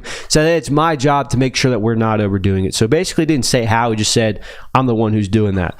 I asked him about, hey, coach, you were there in 2015. It's the last time these two teams played in Athens. What can you tell me about that matchup? And he did the classic Kirby answer where I'm going to give a one-word answer, and then I catch myself realizing that there's probably not enough to that. And he actually told a really interesting story about it. So I said, Coach, you were here in 2015. What can you remember about that matchup? First thing he goes, wet, Derrick Henry. And then kind of paused for a minute. He goes, I actually remember how we had a run go against us late in the fourth quarter or late in the game, and the defensive linemen and the linebackers on the Alabama side started fighting because it meant that they had given up 100 yards. Remember, this was a peak Alabama defense that prided themselves on stopping teams from having 100 yards rushing. Nick Chubb broke off that. I think it was an 83-yard run in last play of the third quarter to make it 38-10. And apparently, there were some fists being thrown on the Alabama sideline because of that. I know people can't see me, but they don't have to for this, but also there's significance behind that because Nick Chubb had a streak going of consecutive games with 100-plus rushing yards, and they had him stopped, and they were going to have him stopped until that run happened, and he got over the 100 mark, and it extended his streak. So they were probably fighting for that as well. There's a lot of reasons why they were probably upset. Pretty sure the streak unfortunately ended after that week. Don't want to talk about that game either. Homer. Well, I mean, dude suffered a pretty gruesome injury. No, talk through the bias. Come on. Oh, I didn't even know what we were doing there. I was referencing the Tennessee. Yeah, no, I got it now. I wouldn't have said that had I known where you were at. That's on me. Dang, bro. I think everyone kind of hurt when that one happened. My bad. I was over here reading comments. So he said, then he was asked about, this was also a very interesting question that he was asked about how, which players are your best along the offensive line, your best five? Said, well, it depends on who's healthy or not. And I can tell you who the best are when everyone's healthy, but that's not a factor that you have to talk into during the game or during the season. Not everyone's going to be healthy. You have to take that into account. Was asked about, hey, how is the secondary responding after that tough week against Tennessee after basically being told for 2 weeks that, man, this is the liability in the Georgia defense? Said that they've challenged themselves a lot. There's been a lot of more competition this week, a lot more drills that utilize being a competitive athlete. Secondary, talked about that. Was asked about, hey, Juan Gaston and Dontrell Glover are playing a lot as freshmen. What has helped them do that? Said they have good instincts, good size, good strengths, but it's also the opportunity. He referenced the fact that they had a lot of people leave that offensive line room last year, whether it be the NFL draft or transfer portal or else. So the fact that they have this is one akin to how talented they are, but also it's the opportunity that they've been provided by. Let's talk about Quintavious Johnson's growth. He said his confidence and leadership have been the biggest areas of growth. He says his favorite thing about him is that he says, hey, I can do better a lot.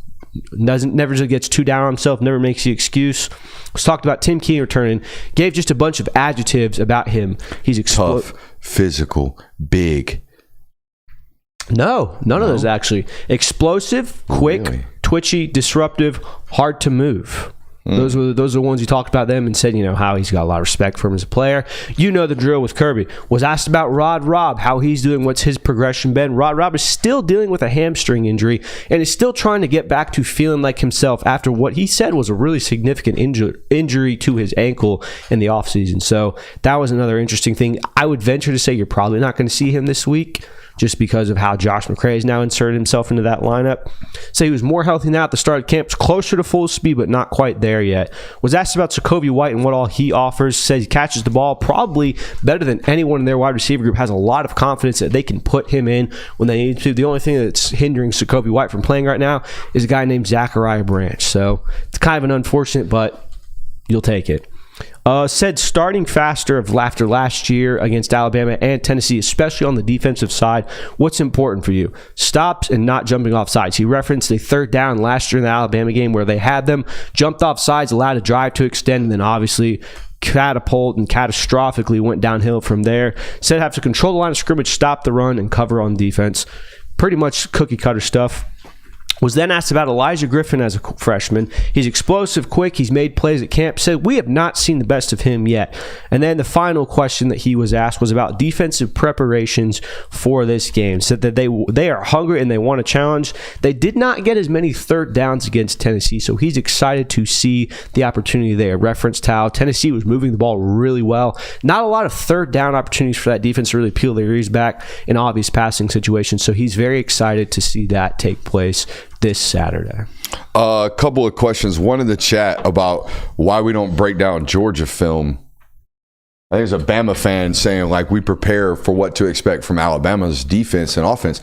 Guys, we have 2 hours of film footage from the Tennessee-Georgia game that's up on this channel. There's been plenty of breakdowns on. I think we do a good job of breaking down Georgia film. We even gave Ryan Puglisi tape. Yeah, well, that was on Patreon. I know, but yeah, we do it. Yeah, we do it. I mean, there's plenty of Georgia film on this channel, more than any other team on this channel. That's by design. So yeah, there is that. There's plenty to watch. We broke down offensively and defensively that Tennessee performance, and that was their most recent one. Okay, so we don't have footage of them from this past weekend. Obviously, we don't have finished footage from Bama from this past weekend, and we saved that Wisconsin film study for this weekend. So there's plenty to watch right there of that. The other question I have for you guys, and this is one that actually got posed to me from a source this morning, is,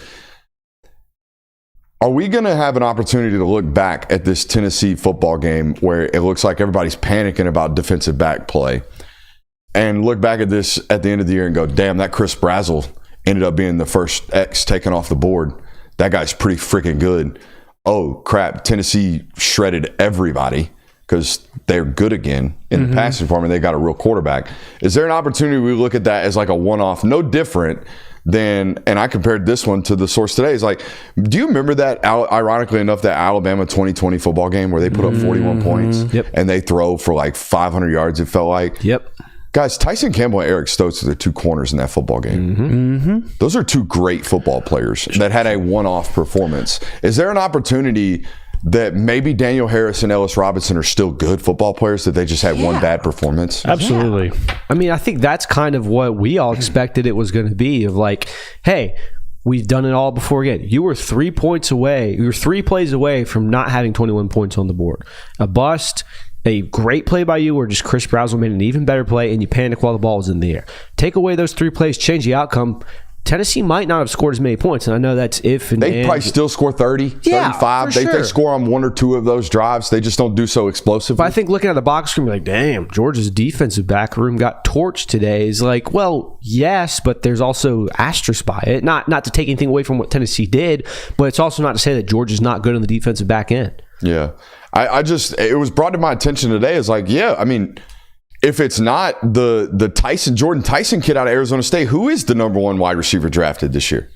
Right? Also, by the way, you're probably playing someone who's a top 5X in the sport this week, in Jeremy Bernard. I think he's that good. So, I mean, you're gonna get tested again this weekend. I don't mean to say that like Tennessee's better than what you're about to face. Okay, I'm just saying there's an opportunity that one was a one-off, and that Georgia's DB room is still really, really good, and still has what I said 3 weeks ago: 4 NFL corners. I think they are that good. They just maybe had a bad performance, which Kirby just alluded to. really could be excused as 3 bad plays, one of which I don't think Daniel Harris misplayed and panicked. You know? Right. Like he knocked that he had first touch on that football. He had his hands on the football, just didn't come down with it. Yeah. It was just a thought that we had come up today. Hey, by the way, speaking of a potential thought, rain in the forecast on Saturday. Now, current forecasts are that it's going to move out by 5 o'clock, okay? And that maybe it's not raining during the game, but might be a wet track. Maybe that forecast change. Let's say it does rain on Saturday, boys. Who does a rain game impact for the betterment of? Who has a better chance of winning because rain just happened? I'm immediately giving that edge to Georgia. And then you can call me a homer you want. Which team runs the football better? Which team has a quarterback that's designed to also be a part of the run game? If this was last year, I would say Alabama has the better advantage because you have Jalen Milroe. He has his legs. He can do multitude of things. Now it's Gunnar Stockton. I'm not saying Gunnar Stockton's Jalen Milroe, but he poses a similar threat, a more of a threat than Ty Simpson would with his legs. And by the way, Georgia, the last 2 games, has done a pretty decent job of stopping the running backs from running the football. Mm-hmm. Yeah, so I would say Georgia's got the advantage there. Not only because Georgia has had the more consistent run game this year, but Georgia also has a deeper running back room right now of multiple guys that they can really rely on, and you have guys that have different skill sets. Not that Alabama doesn't have running backs that have different usages and have different strengths and weaknesses, but Georgia's got like 3 or 4 names right now that they feel really comfortable giving the rock to and running a lot of different run concepts with, as opposed to Alabama. It seems like they're really hoping and praying that Jam Miller is going to provide this spark in the run game. So if it boils down to that, it's certainly Georgia's favor. You know, obviously, both of these quarterbacks can run the football. For sure. I think of Ty as more of a scrambling, extending of the play type of runner. Maybe not necessarily like a let's get him in. I know they do run quarterback duos still. Like there are some quarterback design runs in between the tackle box. But if we're dusting off 12 design quarterback runs on Saturday because it's a downpour, I think that does lend itself into the hands of Georgia, as you mentioned. Also, like there's one team that's confident about running the football in a vacuum right now, and it's Georgia, let alone in the elements, right? Like if we make this about who's going to run the football, period, you feel confident if you're Georgia going into this matchup because you've done it. You've done it against SEC comp, let alone their inability to run the football against Wisconsin last week, which we showed it, or 2 weeks ago. We showed it. I went into that film study thinking, oh, okay, Wisconsin sold their soul to stop the run. No, they did not. I didn't feel like they overcommitted. Did you?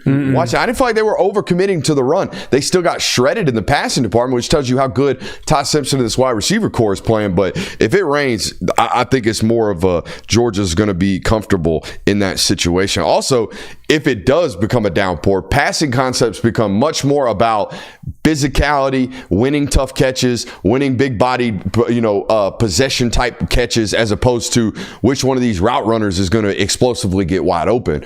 If it's on turf in a completely, clean field, Alabama's got opportunities to get wide open, guys routing people up. If this becomes a 50-50 ball winning matchup, I know Jeremy's good at it. I know Ryan's good at the high point, but Georgia's got 3 6'5" bodies that they feel really comfortable about, I would imagine. Well, another thing that you would take into consideration is we've seen Alabama play in the slop fest, and it wasn't great. Now, there were a lot of other things going on that you can point to in that week 1 matchup, but the offense wasn't firing on all cylinders. There were certainly things that need to be tuned up, and again, it was week 1, so I take it with a grain of salt. I would also argue, for devil's advocate's purposes, FSU far more conducive in a rain setting than even your offense at Georgia. For sure. Oh, yeah. I mean, that's an option attack, So, all right, you have a stat that you tweeted out today. Yeah. By the way, are you trying to creep in on Buddy's territory here? Well, no, I mean, this was one I stumbled on last year. He has gotten a little lackadaisical on the stats. I have. No, I'm not lying. I mean, sometimes, no lie told. I mean, it's Tuesday night at 9:20 and we don't have ditties, so everybody slacks. Hey, I watched the 2 film studies today, and there wasn't enough. There was I'm getting better? The Georgia or the Alabama, which one did you post today? Alabama's defense? This guy. Bro, I'm trying to remember. Yeah, we watched Alabama's defense. The Alabama's defense, there were like 4, and I was like, this isn't enough to make a... No. Because then it'll be like, oh, wow, this video lasted 12 Well, I got to suss it up a little bit better. We'll have to see what tomorrow produces with the Ole Miss film study. There we go. I'll be watching that. But no, I tweeted out a stat today. It's one that I found last year, but given last year's game also is very true for this. The first team to reach 30 points is 23-0 in the 74 matchups between these two teams, which means basically if you score 30 points, you win the football game.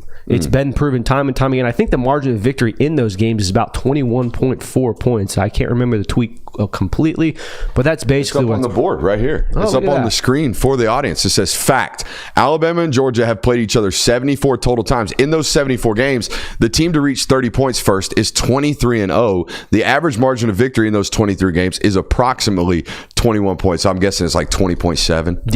Yeah, something like that. So I did some research of my own because I saw this tweet banging. By the way, great tweet, great engagement, awesome statistician work, great work.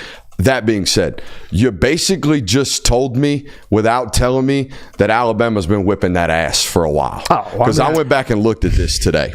The last 10 occasions of this, all right, are a 41-24 win by Alabama, a 41-24 win by Alabama, a 38-10 win by Alabama. You did get them in 02, 37-23, a 31-0 win against for Alabama, 31-3 win by Alabama, 32-7 win by Alabama, 35-0 win by Alabama, 32-6 win by Alabama.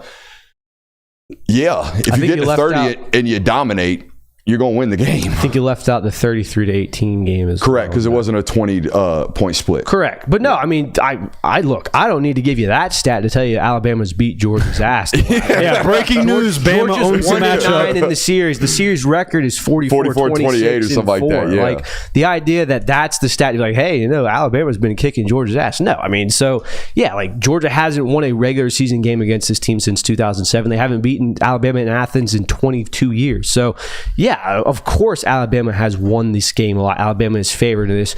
But the reality of it is, if you are whether you're Alabama or you're Georgia, 30% of games a team has scored 30 points, that team has won every single time. I think what I took away most from it when I went and did the rundown on it is that there's just not a lot of points ever scored in this football game. No, it's a very we're not going to get a 42-40 football game in this matchup. Historically, we just don't get one. I think last year's game was the highest scoring Alabama-Georgia game of all time. Yeah. So it makes sense. Yeah, like it's two traditionally tough teams, and you talk about like when they were playing in the 50s and 40s. Yeah. Scoring 30 points was the equivalent to scoring 50 today. So it never happened. So 60. Yeah. And if it isn't a defensive battle, whoever is the quickest to accelerate usually just runs away with it. It's not much of a contest other than last year where Georgia made it a contest. How many times has this been like a one-score, fourth quarter just battle? Most of all but two of the Kirby Smart versus Nick Saban instances have been pretty damn close. And the only two that were the 2020 game and the 2021 game, which ironically were both 41-17 victories for Alabama. Yep. So I mean, it's always been a dogfight, knockdown, drag out. I mean, and even you can go back to 2012 when Mark Richt was there. It was 32-28, I believe, was his final score. Before that and after that, Alabama was getting their whoopings in though. Well, no, only in 2008. Chat's talking about it. Is it worth us talking about the fact that there's not going to be a blackout this weekend? Oh, I saw an Alabama fan asking the chat if it is going to be a blackout. So I guess it is worth talking about. I don't think so. Oh, it's not. Well, I think they kind of called the dogs off. Which again, I don't understand that. Like, wear black if you want to wear black. Well, you stop. Like, this is the other thing that's hilarious to me. Is like, no, they beat us. We wore black in 2008 and they beat us. You wore red in 2012. You wore red in 2017. You wore white in 2020. Like, you've gotten beat no matter your jersey combination. I think Ben Woke had a great... Yeah, it was him that tweeted about it. Yeah, he was like, all-time record versus Alabama based off jerseys. It's all bad. I think you've got one win. It's all bad. If you're scared of the blackout of the black jerseys, that's your own thing. If you think they have any effect on the game whatsoever, that's on you. So, but I mean... This isn't even boiled down to college football fans. This is just fans in general. They are superstitious. If something works or it doesn't work, you either do it every time until it doesn't work again, or you stay away from it because it didn't work. Like, people wear the same T-shirts every single game day, and people do like the same routine every single morning. Like, people are superstitious about this stuff. I was stitious as a player. Hell, I'm somewhat stitious as a media member. I like to do things consistently. You know, if I have a good day, I rock the same fit. Yeah. You know, I get it. I'm a little stitious myself. Hey, what should each team be confident about going into this matchup? Let's start with Georgia. I think first and foremost, my first bullet point is you should feel really confident, in my opinion, about your matchup between Chris Cole and Caden Proctor when it presents itself. Look, Chris Cole's not going to be down playing edge on 85% of snaps, but he's going to be down there rushing the quarterback on rush downs. And I think you have a real stern advantage in that matchup with the speed of Chris Cole versus the lack of speed and athleticism right now from Caden Proctor. By the way, did y'all hear that he told media he played at 385 against Florida State? Oof. And that he's down to like 368 right now? What? Yeah. There's a lot of weird things. Now, I'm not that football team. not a dietitian and I'm not professionally paid, but dropping 20 pounds in the span of 3 weeks and doing that to your body it's like 18. Yeah, but you're right. Can't be good. Well, if you're that overweight, it's pretty easy to do. That's fair. That's certainly fair. Chat says he's lying. I don't see that much of a body difference either. I think he's playing at like 375. He's way too big. And it's just weird to me that it's been 3 years now and no one's told him this. Yeah. And it's going to be an advantage for Georgia on Saturday, I believe. What other things should you be confident about if you're Georgia? Your run game. I think that you should know it, having that comfort, because the entire year of last year was, what is Georgia's run game going to be like in this football game? Because it was so inconsistent and they were never able to really get it going. But I feel like you're kind of getting to a point now where you can go into every game and know for a fact that we're going to be able to run the ball at some efficiency. Like, we're going to be successful in some type of manner, and one of these guys is going to get going. So I think going into this matchup, knowing that you're going to be able to rely on your run game, and you get multiple, like Gunnar Stockton can add into this, and the running backs that you have, knowing that you're going to be able to run the football, I think that provides a lot of comfort. Chat's wilding. I think another thing that Georgia feel confident in is you've been tested and you passed with flying colors. People question whether or not your quarterback would step up to the occasion. He did. He's a Heisman contender now because of it. People wondered if that team had the same DNA culture that the past Georgia teams had. You did. You were in front of 100,000 in Knoxville and you ended up finding a way to win that game. Whether or not it was gifted to you a little bit is irrelevant. You found a way to put yourself in a position to win. You have to feel good if you're Georgia coming into this game of that. If you do get in that kind of situation, do you have home field advantage, which is another reason you feel good? You probably feel good about that. Look, there's one football team in here that stared death in the face and didn't wilter. Mm-hmm. You know, you should feel confident about that. There's no doubt about that. You did it in hostile environments. Not that Doak Walker isn't, but you got smacked in the face 21-7 on the road and found a way to get back in that football game. They were down 17-7 and folded. And that's just the reality, right? They've played great the last two football games, but they haven't been back into a war since. And you would imagine you have a mental edge in that category and when you get there. Going off of that, I think that it was the Alabama game last year that really taught Georgia a lot about themselves and gave them a lot of confidence. Like, despite the fact that they lost that game, like, I think that you saw that show up throughout the season multiple times. Like, they came from behind against Florida. They did the same thing against Georgia Tech. Like, it continued to kind of be a theme for them of they learned a lot about themselves on the road. They gained some confidence from it, and it showed up throughout the year for them. I think you should be confident about your one-on-ones on the outside if they actually get into cover one as much as they tend to do on third and mediums. And I'm going to feel that way for Georgia moving forward against just about anybody.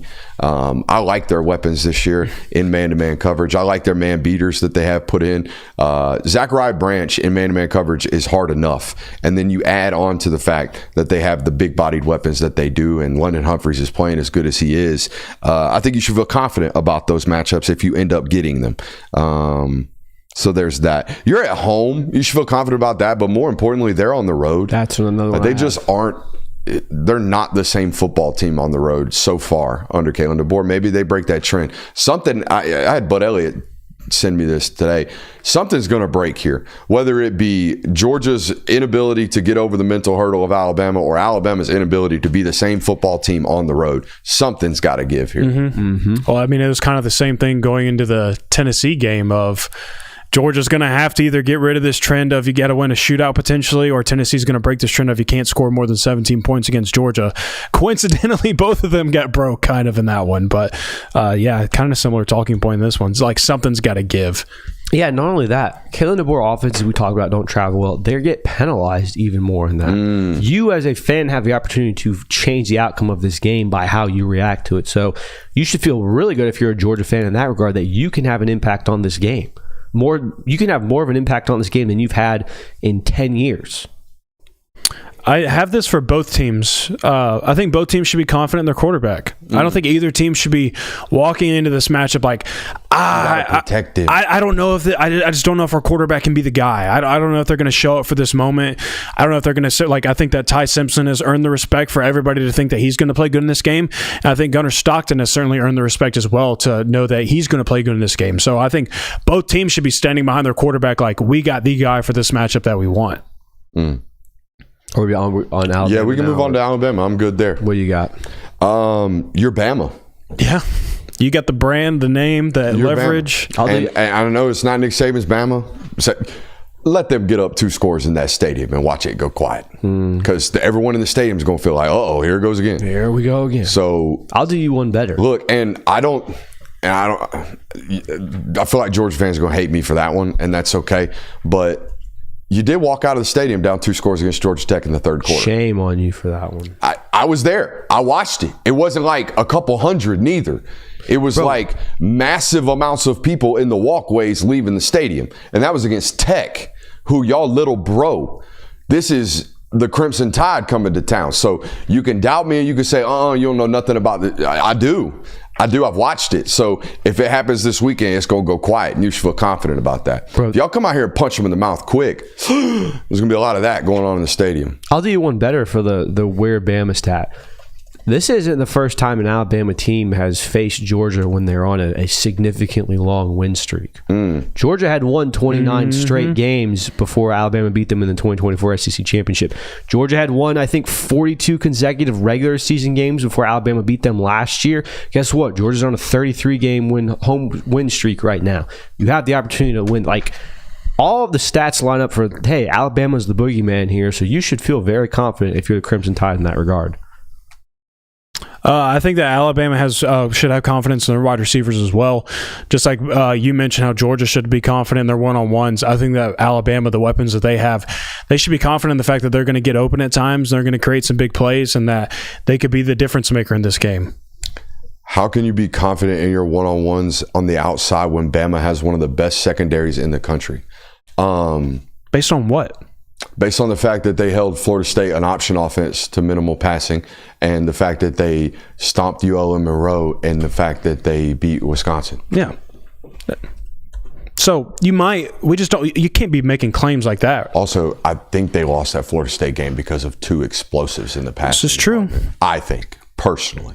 I think the big explosive to start the football game over Dijon Lee was a massive swing play in that football game, and the explosive in the fourth quarter down the sideline was a massive play in that football game. Yeah, I mean, but they are talented. Yeah, that's what I was about to say. We love the football players that they have. It's just, guys, y'all haven't been tested. So we don't do stats. Like, we do it occasionally. We'll throw stats at y'all, but we are not going to make Bama's one of the best secondaries in the country because they've played 3 anemic passing offenses. Like, we're not doing that. Just like we're not going to sit here and say, Georgia's pass rush department sucks because they're in the 120s.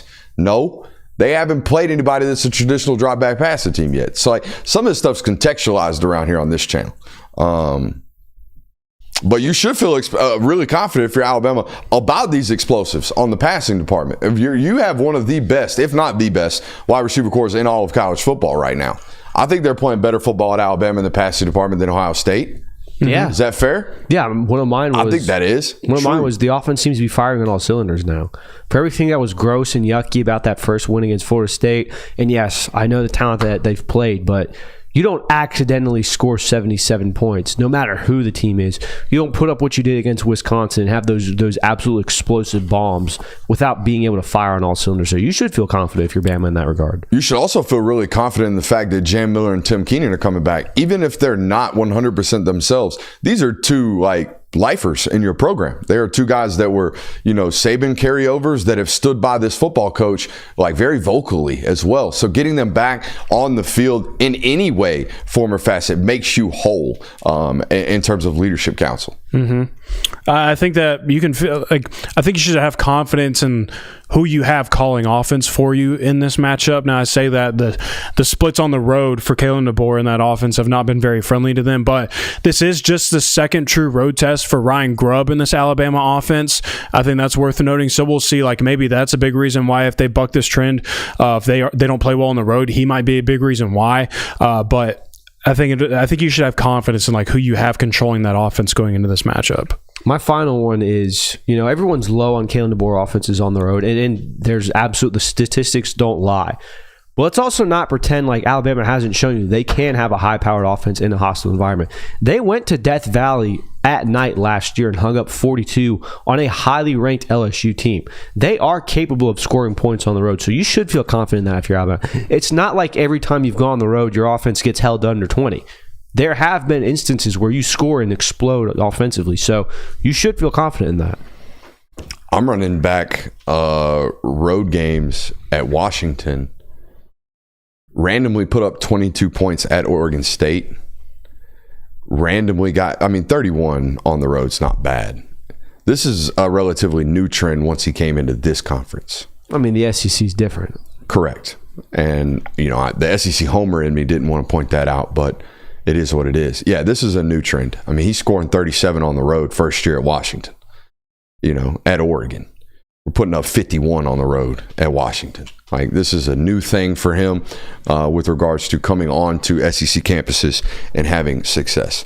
I got one more for Alabama. You should feel really confident about whoever lines up over right tackle for the time being. Like, Quay Rousseau, LT Overton are not a good matchup to be having when you don't have a lot of confidence over there, just like last week. Tyree West and Joshua Josephs are not to be played with. Those are NFL football players that ate your lunch over there at the right tackle spot. You got another big test this weekend, and I would imagine those two football players are licking their chops. Yeah, I would imagine so. There's no doubt about it. There's no hiding from that. Okay, that is a significant advantage for them until it is not, right? Until Bo Hewley or somebody shows up at right tackle and plays, high caliber football, that's an advantage for Alabama. All right, we got positional breakdowns. Now, I've always hated how people do positional breakdowns on the internet. I've always hated how people grade Georgia's offensive line and then grade Alabama's offensive line, and they say Georgia's got the advantage as if Caden Proctor and Monroe Freeland going to be doing board drill out there or some shit. Like, I've always hated how people do that. So we do it a little bit different around here as we do most of our analysis on this network. Okay, so we're going to go to the board now. Is Epic Pen ready? I'm assuming it is. We're going to go to the board now and show you how we do positional breakdowns here on the network. A Caden Proctor, Monroe Freeland board drill would feed families, though. I think Caden Proctor would get him. He's got him by 40 pounds. Yeah, he's at the weight. He's got him by 40 pounds. All right, so here's how we do this. All right, we're going to take a look at UGA's offense.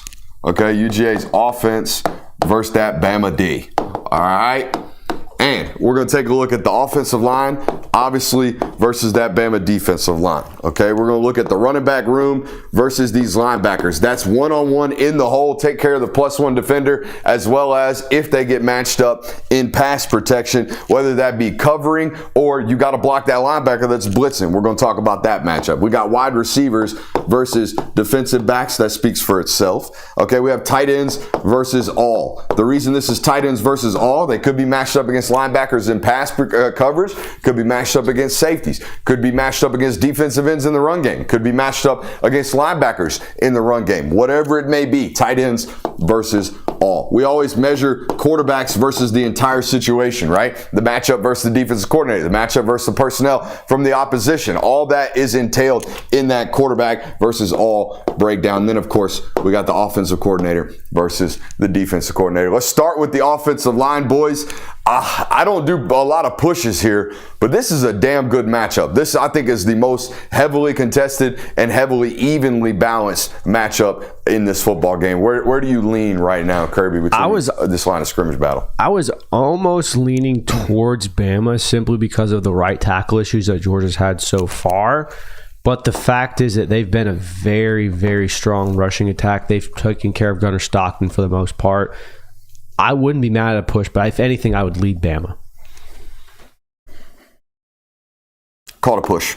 I think it's a really, really heavy battle. Now, running backs and linebackers. I'm going to give Georgia a slight advantage right here, okay? I do think Deontay Lawson's playing better football right now, and he's getting back to his full self.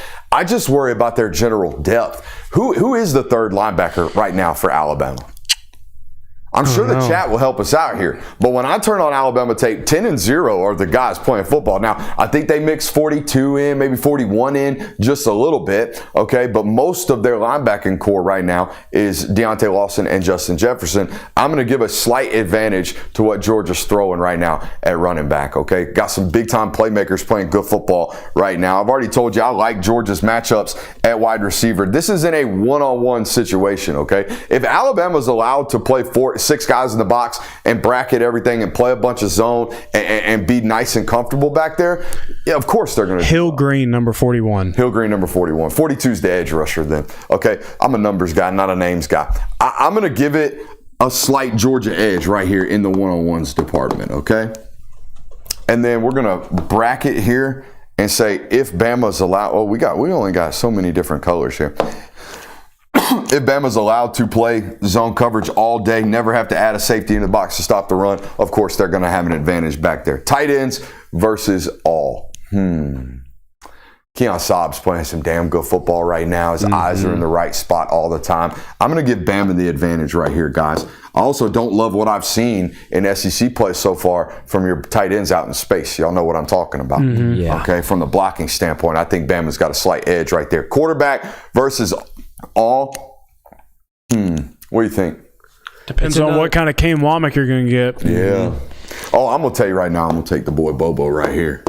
Okay? I'm going to take the boy Bobo. You got to change colors. In the coordinator battle. They get the point, you know? What do we think, quarterback? This is tough. You know what was really weird? What was really weird was the first 2 weeks, everybody's questioning Gunner.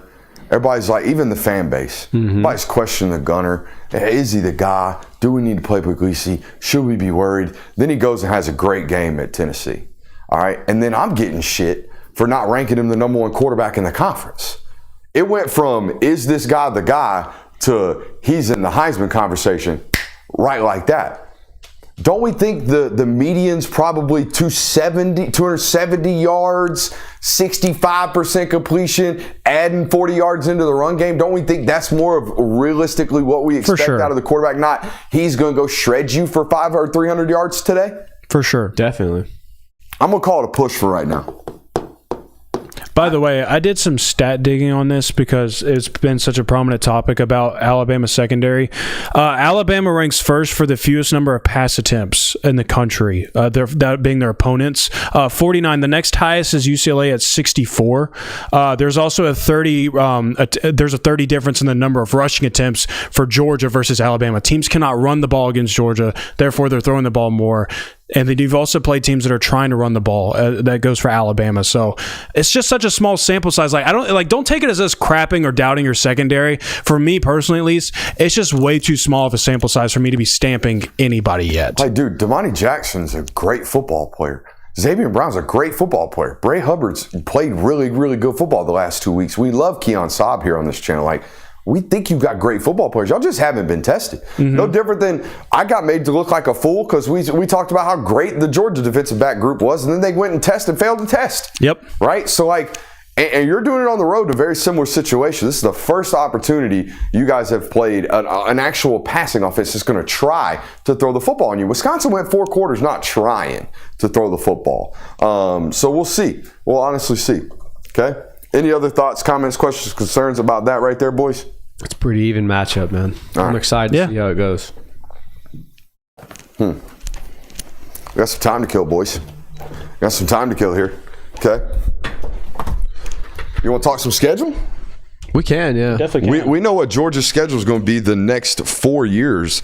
of conference play. Let me pull this up for the audience, okay? I took a nice fine photo of what the folks over there at SEC Network put up. In 2026, in no particular order, this is just the teams that you are playing.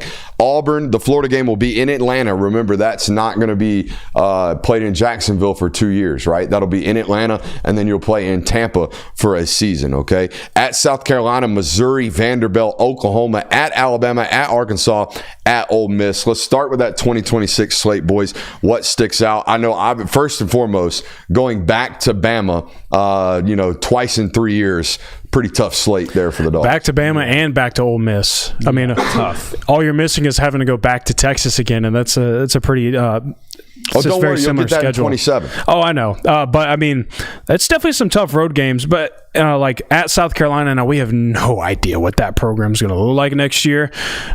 Based on how it's going this year, not tracking to look very good, but having to go back to Alabama, certainly not ideal. But, again, like, you're not going to look at any of these schedules and be like, oh, wow, they caught a break. They got a pretty easy schedule. This schedule is very reminiscent of a SEC East schedule where you're still playing Florida, you're still playing Auburn, obviously, but you've got South Carolina, you've got Missouri, you've got Vanderbilt, teams that you haven't seen will have been 2 seasons since you played them all. So that's kind of refreshing to be like, oh, this is what the SEC East felt like. And then obviously you've got your Arkansas, your Ole Miss, and your Alabamas to... Depending on quarterback draft decisions, that could either be a schedule filled with elite quarterback play or a whole lot of quarterback questions. I mean, you're going to get probably Deuce Knight from Auburn. Yeah. I don't know if Jackson Arnold's got another year. He does. He definitely does. He was a redshirt freshman last year. He's definitely got another year of eligibility if he wants it. No telling who's going to be the quarterback at Florida. No telling if Lenore Sellers is going to be back at South Carolina. You would imagine Bo Pribula is playing in Missouri still. Vandy's going to have a 37-year-old Diego Pavia. Just kidding. They'll probably have a replacement. Whatever happens with John Mateer. Ty Simpson, you would imagine, is back at Alabama. You would think so. Taylor Green's done. Wait, he waited. This is year 4, but he's a redshirt junior. For Ty Simpson, he's got another year. Taylor Green going to be gone at Arkansas. And then Ole Miss. We don't know. We don't even know this week. And there's a lot of looking at the schedule right now of like, do we know who the coaches are going to be? That's a good point. We're fair, like Florida, Arkansas. You feel fairly confident that South Carolina, Auburn, Oklahoma, those guys are going to have their coaches, but they don't have quarterback answers. Yeah. There's a lot of now, again, we're almost 9 months away from even having to talk about when these games are going to be played and what's going on. So it makes sense as to, hey, we don't know a lot, but there's going to be a lot of question marks about that season. Y'all might as well camp out in the state of Texas in 2027. Y'all got at A&M and at Texas. Yeah. I think also we kind of brushed over this. Next year's Florida game in Atlanta.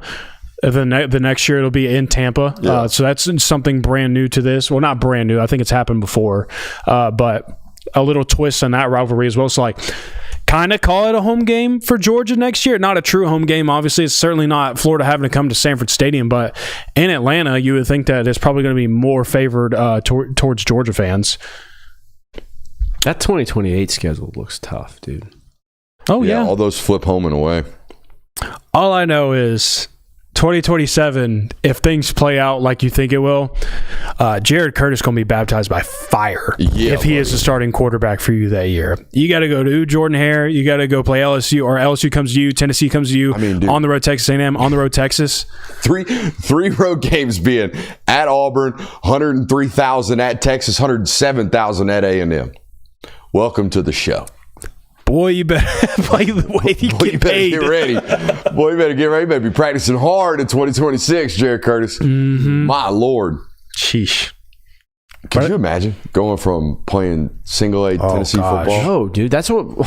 To already doing it, you're already skeptical? I don't want to say skeptical, but you'd be remiss to say it's a concern. Wet towel on it already? Gunner wasn't playing small Christian school Tennessee football, but he's playing up in Raven County. That's true. Yeah. And he went to play at Neyland Stadium and handled it pretty well. Yeah, and there's certainly... It's more of a DNA trait than, you played at a small school. There's examples of 5 stars that went to 1A schools that never panned out. There's examples of, 3 stars that played at 6A schools and also weren't very good. So it's all sample size, but definitely you don't feel great about seeing the competition that he played. I mean, you could make the same argument about Puglisi. Very true. Yeah. Which he could be the starter that year as well. Yeah. Not to dismiss him completely. That wasn't my intent. Well, no, the salary is the intent there. Mm-hmm. I mean, the reality is in 2027, we have it on firm authority that you'll be paying Jared Curtis $1.2 to $1.5 million. He probably will get an opportunity to play. Definitely. Yeah, That's definitely. just general math nowadays, and I hate that it has to be that way, but it kind of has to be that way. You don't dump salaries into all these guys without expecting something out of it. I think the best thing about these schedules, and they mentioned it during the broadcast, is you're going to get to visit every stadium within the 4-year span. And like, that's kind of cool for someone like me, assuming that I get to go to all these games, which I have no idea. They're so far in the future, some of them are. But like the fact that Georgia now officially has a road game at Texas A&M, that's really cool.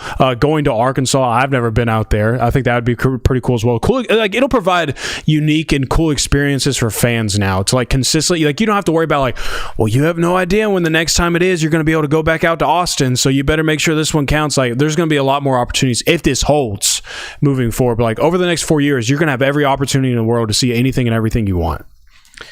Don't play Tennessee until 2029. That's not true. Excuse me, 2027. My bad, I looked at it wrong. That's still interesting that you're going to have that gap year. And again, that's just one of the casualties of this. Yeah, I think having a 2-gap year with South Carolina is just as weird. You know? 2-gap year with Vanderbilt. I mean, the list goes on and on. I mean, Kentucky's been on Georgia's schedule since 1959, every single year. I know it's not considered a rivalry, but that's a game that's been on that schedule every single year for entire lives. And it's no longer there anymore. You also have to kind of wonder what your coaching staff is going to look like as the season goes on, or as these seasons approach. Is it too early to do that? I don't know if it's too early to... I'll put it in the show notes because I don't think it's too early. I don't think it's too early to forewarn Georgia fans that you've gone, really 3 hiring cycles of swatting job opportunities away for Glenn Schumann? Wasn't it 2 years ago Philly came around and then... And then UNC was last year. UNC, but I thought 2 NFL programs have made a run at him. You might be right. Could be. Maybe. Wasn't Baltimore at one? Yeah, I think that there was something about when Monken got hired, the word got out that maybe Schumann was going too.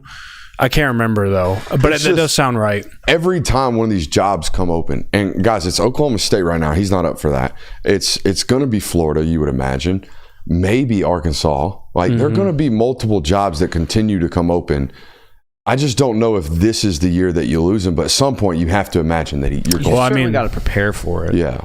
And that's not anything negative to say about, hey, you got to be ready for it. I had it on good authority. I may have said this already. I had it on good authority that it was either going to be Tommy Rees and then Glenn Schumann finished a close second before Bill Belichick took that job at UNC. Now, I don't know how true that is. Yeah. I mean, and finishing third in a in a coaching job is not that big of a threat, I don't think. But I was told he was actively involved in the search. So normally that at least that answered my question of what the chat's asking right now. Does he even want to be a head coach? I think so. It looks like it. It looks like it. At the very worst, he showed interest in being a DC at the NFL. There's interest. There's potential interest in him going and doing something else. So I think that's obvious. Yeah. Now the good news is I don't think this is a Todd Monken situation where it's like, hey, the first opportunity I get to move on and go somewhere else, I'm going to take it and say thank you very much and move on my way. He's a guy who is stuck with Kirby Smart since basically his entire career. He's been, I don't want to use the word loyalty, but he has. He's followed Kirby wherever he's gone. Now it's only been 2 places, but he's climbed up that ladder. He's climbed up that tree, and he is, I think, ready to be a head coach at some point. Whether he wants to do that or not is up to him, and whether the right job comes along right now. Like, do you want to take that Florida job? No, there's an obvious right job. Yes. It's just whether or not that one's coming up in the next 3 to 5 years. Correct. And it's Alabama. Correct. If DeBoer either doesn't work out or goes to the NFL, Glenn Schumann will likely be the first call after Dabo Swinney tells them, I'm happy at the beach. Yeah, well, I mean. Oh, what about that one? That might be a new. I don't know if Dabo. Would Alabama fans be happy about that one right about now? No. I'm not talking about Bama hiring Dabo. I'm talking about Clemson hiring Glenn if that happened. Oh, yeah. Yeah, he would go up there. And I was going to say, this hasn't been floated around because Virginia Tech is saying that they're going to hire a GM first, and then they're going to start getting into the hiring process. But who's to say Shane Beamer doesn't go back up there? Like with how this season's going, who's to say? And he was very emotional about playing Virginia Tech for obvious reasons this year. Who's to say that he doesn't go back up there? I think Glenn would fit in perfectly at South Carolina. Dude, I didn't even think of that. I didn't either. Of him being like, yeah, we know what. That's such a great take. It is. When Norris is heading out, we'll let him go. My legacy doesn't look too bad at South Carolina. I walk away with basically a 500 record. Yep, and I get to go carry on a legacy up there. Of my dad's. Yep. At a job that would never fire me. Yep. Right. That is a great take. And like I said, the first one too. You have to be the first one. No, I don't think so. I've seen some people. He's the first one I've heard say it. Well, I'm glad I get to have some type of credit for it. But again, like I also think Glenn would fit in pretty good at South Carolina. I think that'd be a pretty good spot for him. Who do you even get if he leaves? That was the question. I think you spend a year promoting in-house. Well, yes, but it felt kind of obviously, all right, when Dan Lanning leaves, we've got this Glenn Schumann guy, and Will Muschamp will come back, but I don't know if you're going to dust Will Muschamp off the shelf in 2026. No, I think it'd be T-Rob. Oh, yeah, T-Rob would be the guy I would think. T-Rob would be the DC, and Kirby would just be heavily more involved. Mm-hmm. I would imagine there's been a contingency plan, right? Kirby Smart. But here's the other thing about working as the defensive coordinator for Kirby. Like, bro, he's not going to go out and hire some hotshot young coordinator that's going to come in with his new ideals on how to play football. Like, no, you're going to play my defense, buddy. You listen here, Kirby Smart. You're doing it all wrong. Yeah, listen here, Kirby. We're going to be a 3-3-5 football team. Oh, okay. Yeah? No. I've heard kind of how those interview processes are. It's very much so, hey, how would you teach what we do? Can you come in here and run these rooms? What is your interpretation of what we do? Can you teach this stuff? And then they make you do a meeting, basically. Yeah, like I was reading an article today about Kirby Smart. One of the things that he mentions of like over the 10 years, or really specifically the first like 3 and 4 years he was at Georgia, the biggest learning experience he had was when he first got there was my hand is in everything. Like I'm like contributing to everything. I'm not overanalyzing everything, but I'm managing everything. Like I want to be involved in everything. And after those first 4 years, he kind of learned that he needs to delegate. But there's one thing he will never delegate about, and it's that defense for sure. Do you have this quote he gave to ESPN available? I can get it, yeah. Yeah, get this. Heard this? I didn't even see it, no. All right. I'm not even going to let the audience know. I'm going to let Jonathan read it. And I think we should almost just close the show with it. We're all going to decide who he's talking about. Because I think it's very, very clear who he is referencing. I have no idea what this is about. Listen to the quote. This is a quote from an ESPN article. Again, it's Kirby Smart talking about his time at Georgia. He's in year 10 right now. So he's been there for a decade, just kind of what his experiences have been. And college football has changed. So I'm going to read you multiple quotes to give you all of the context around this, all right? Finding ways to motivate players during the NIL era has also required a significant adjustment. In Smart's words, it's not as much about distraction of cash as a distraction of access. In the past, I felt like players was a group of kids that were so hungry and so hell-bent to make it to the National Football League. They would do anything you said, Smart said. They would work so hard, they were so hungry, and they had focus. You're starting to see a little bit less focus to make it there because they have a huge distraction, I would call it. I can fly to Miami this weekend. I can do this. I can do that. I can go buy this extra car. I can live this extravagant life, which human nature is to relax when you've made good money and access. You're seeing kids that probably 4 or 5 years ago would have been first, second round picks not turn out be picks at all, and it's just sad. Whoa. Yeah. I don't think I've ever heard him. It was subconscious. He definitely did not mean to do that. I have never heard him point at a player like that. Yeah, it was pretty blatant. Who he's kind of referring to, because we've even talked about those stuff. So like, yeah. He was flying down to Miami. He was flying down to Miami quite often. And he had nice cars. And 2 cars. And he an extra one. Yeah. And he kind of wasn't fully involved as much as he had been in the past. And you know what? Like good on Kirby for doing that, even if he wasn't actually trying to take a shot, because these ESPN broadcasts of every Miami game have been absolutely disgusting, the way that they paint Georgia and how they treated him and what his experience was at Georgia. Like, as if Georgia fans and the University of Georgia was some big bully to Carson Beck. We spent an entire film study last year defending the kid because national media was cooking him so much for his interceptions. We had to do that.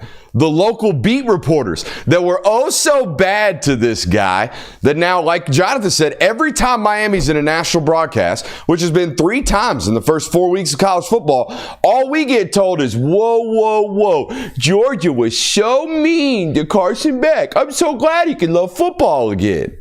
Yeah, it's just insane. It's great that Carson Beck is having a good time in Miami and things have gotten better for him. We don't have to do that by crapping on Georgia and making them seem like they were the big villain and that they did this to Carson Beck. Classic national media stuff. Like, but it's so constant. Hey, don't be taking cracks at national media. Pretty soon people are going to look at us like that. So. Well, that's what I'm saying. I hope that we never get that badge, but like, it wouldn't be. You wouldn't be doing your job as an analyst to come out and say, in the Notre Dame versus Miami game, yeah, Carson Beck and Georgia, and they mutually decided to part ways. And here's the thing.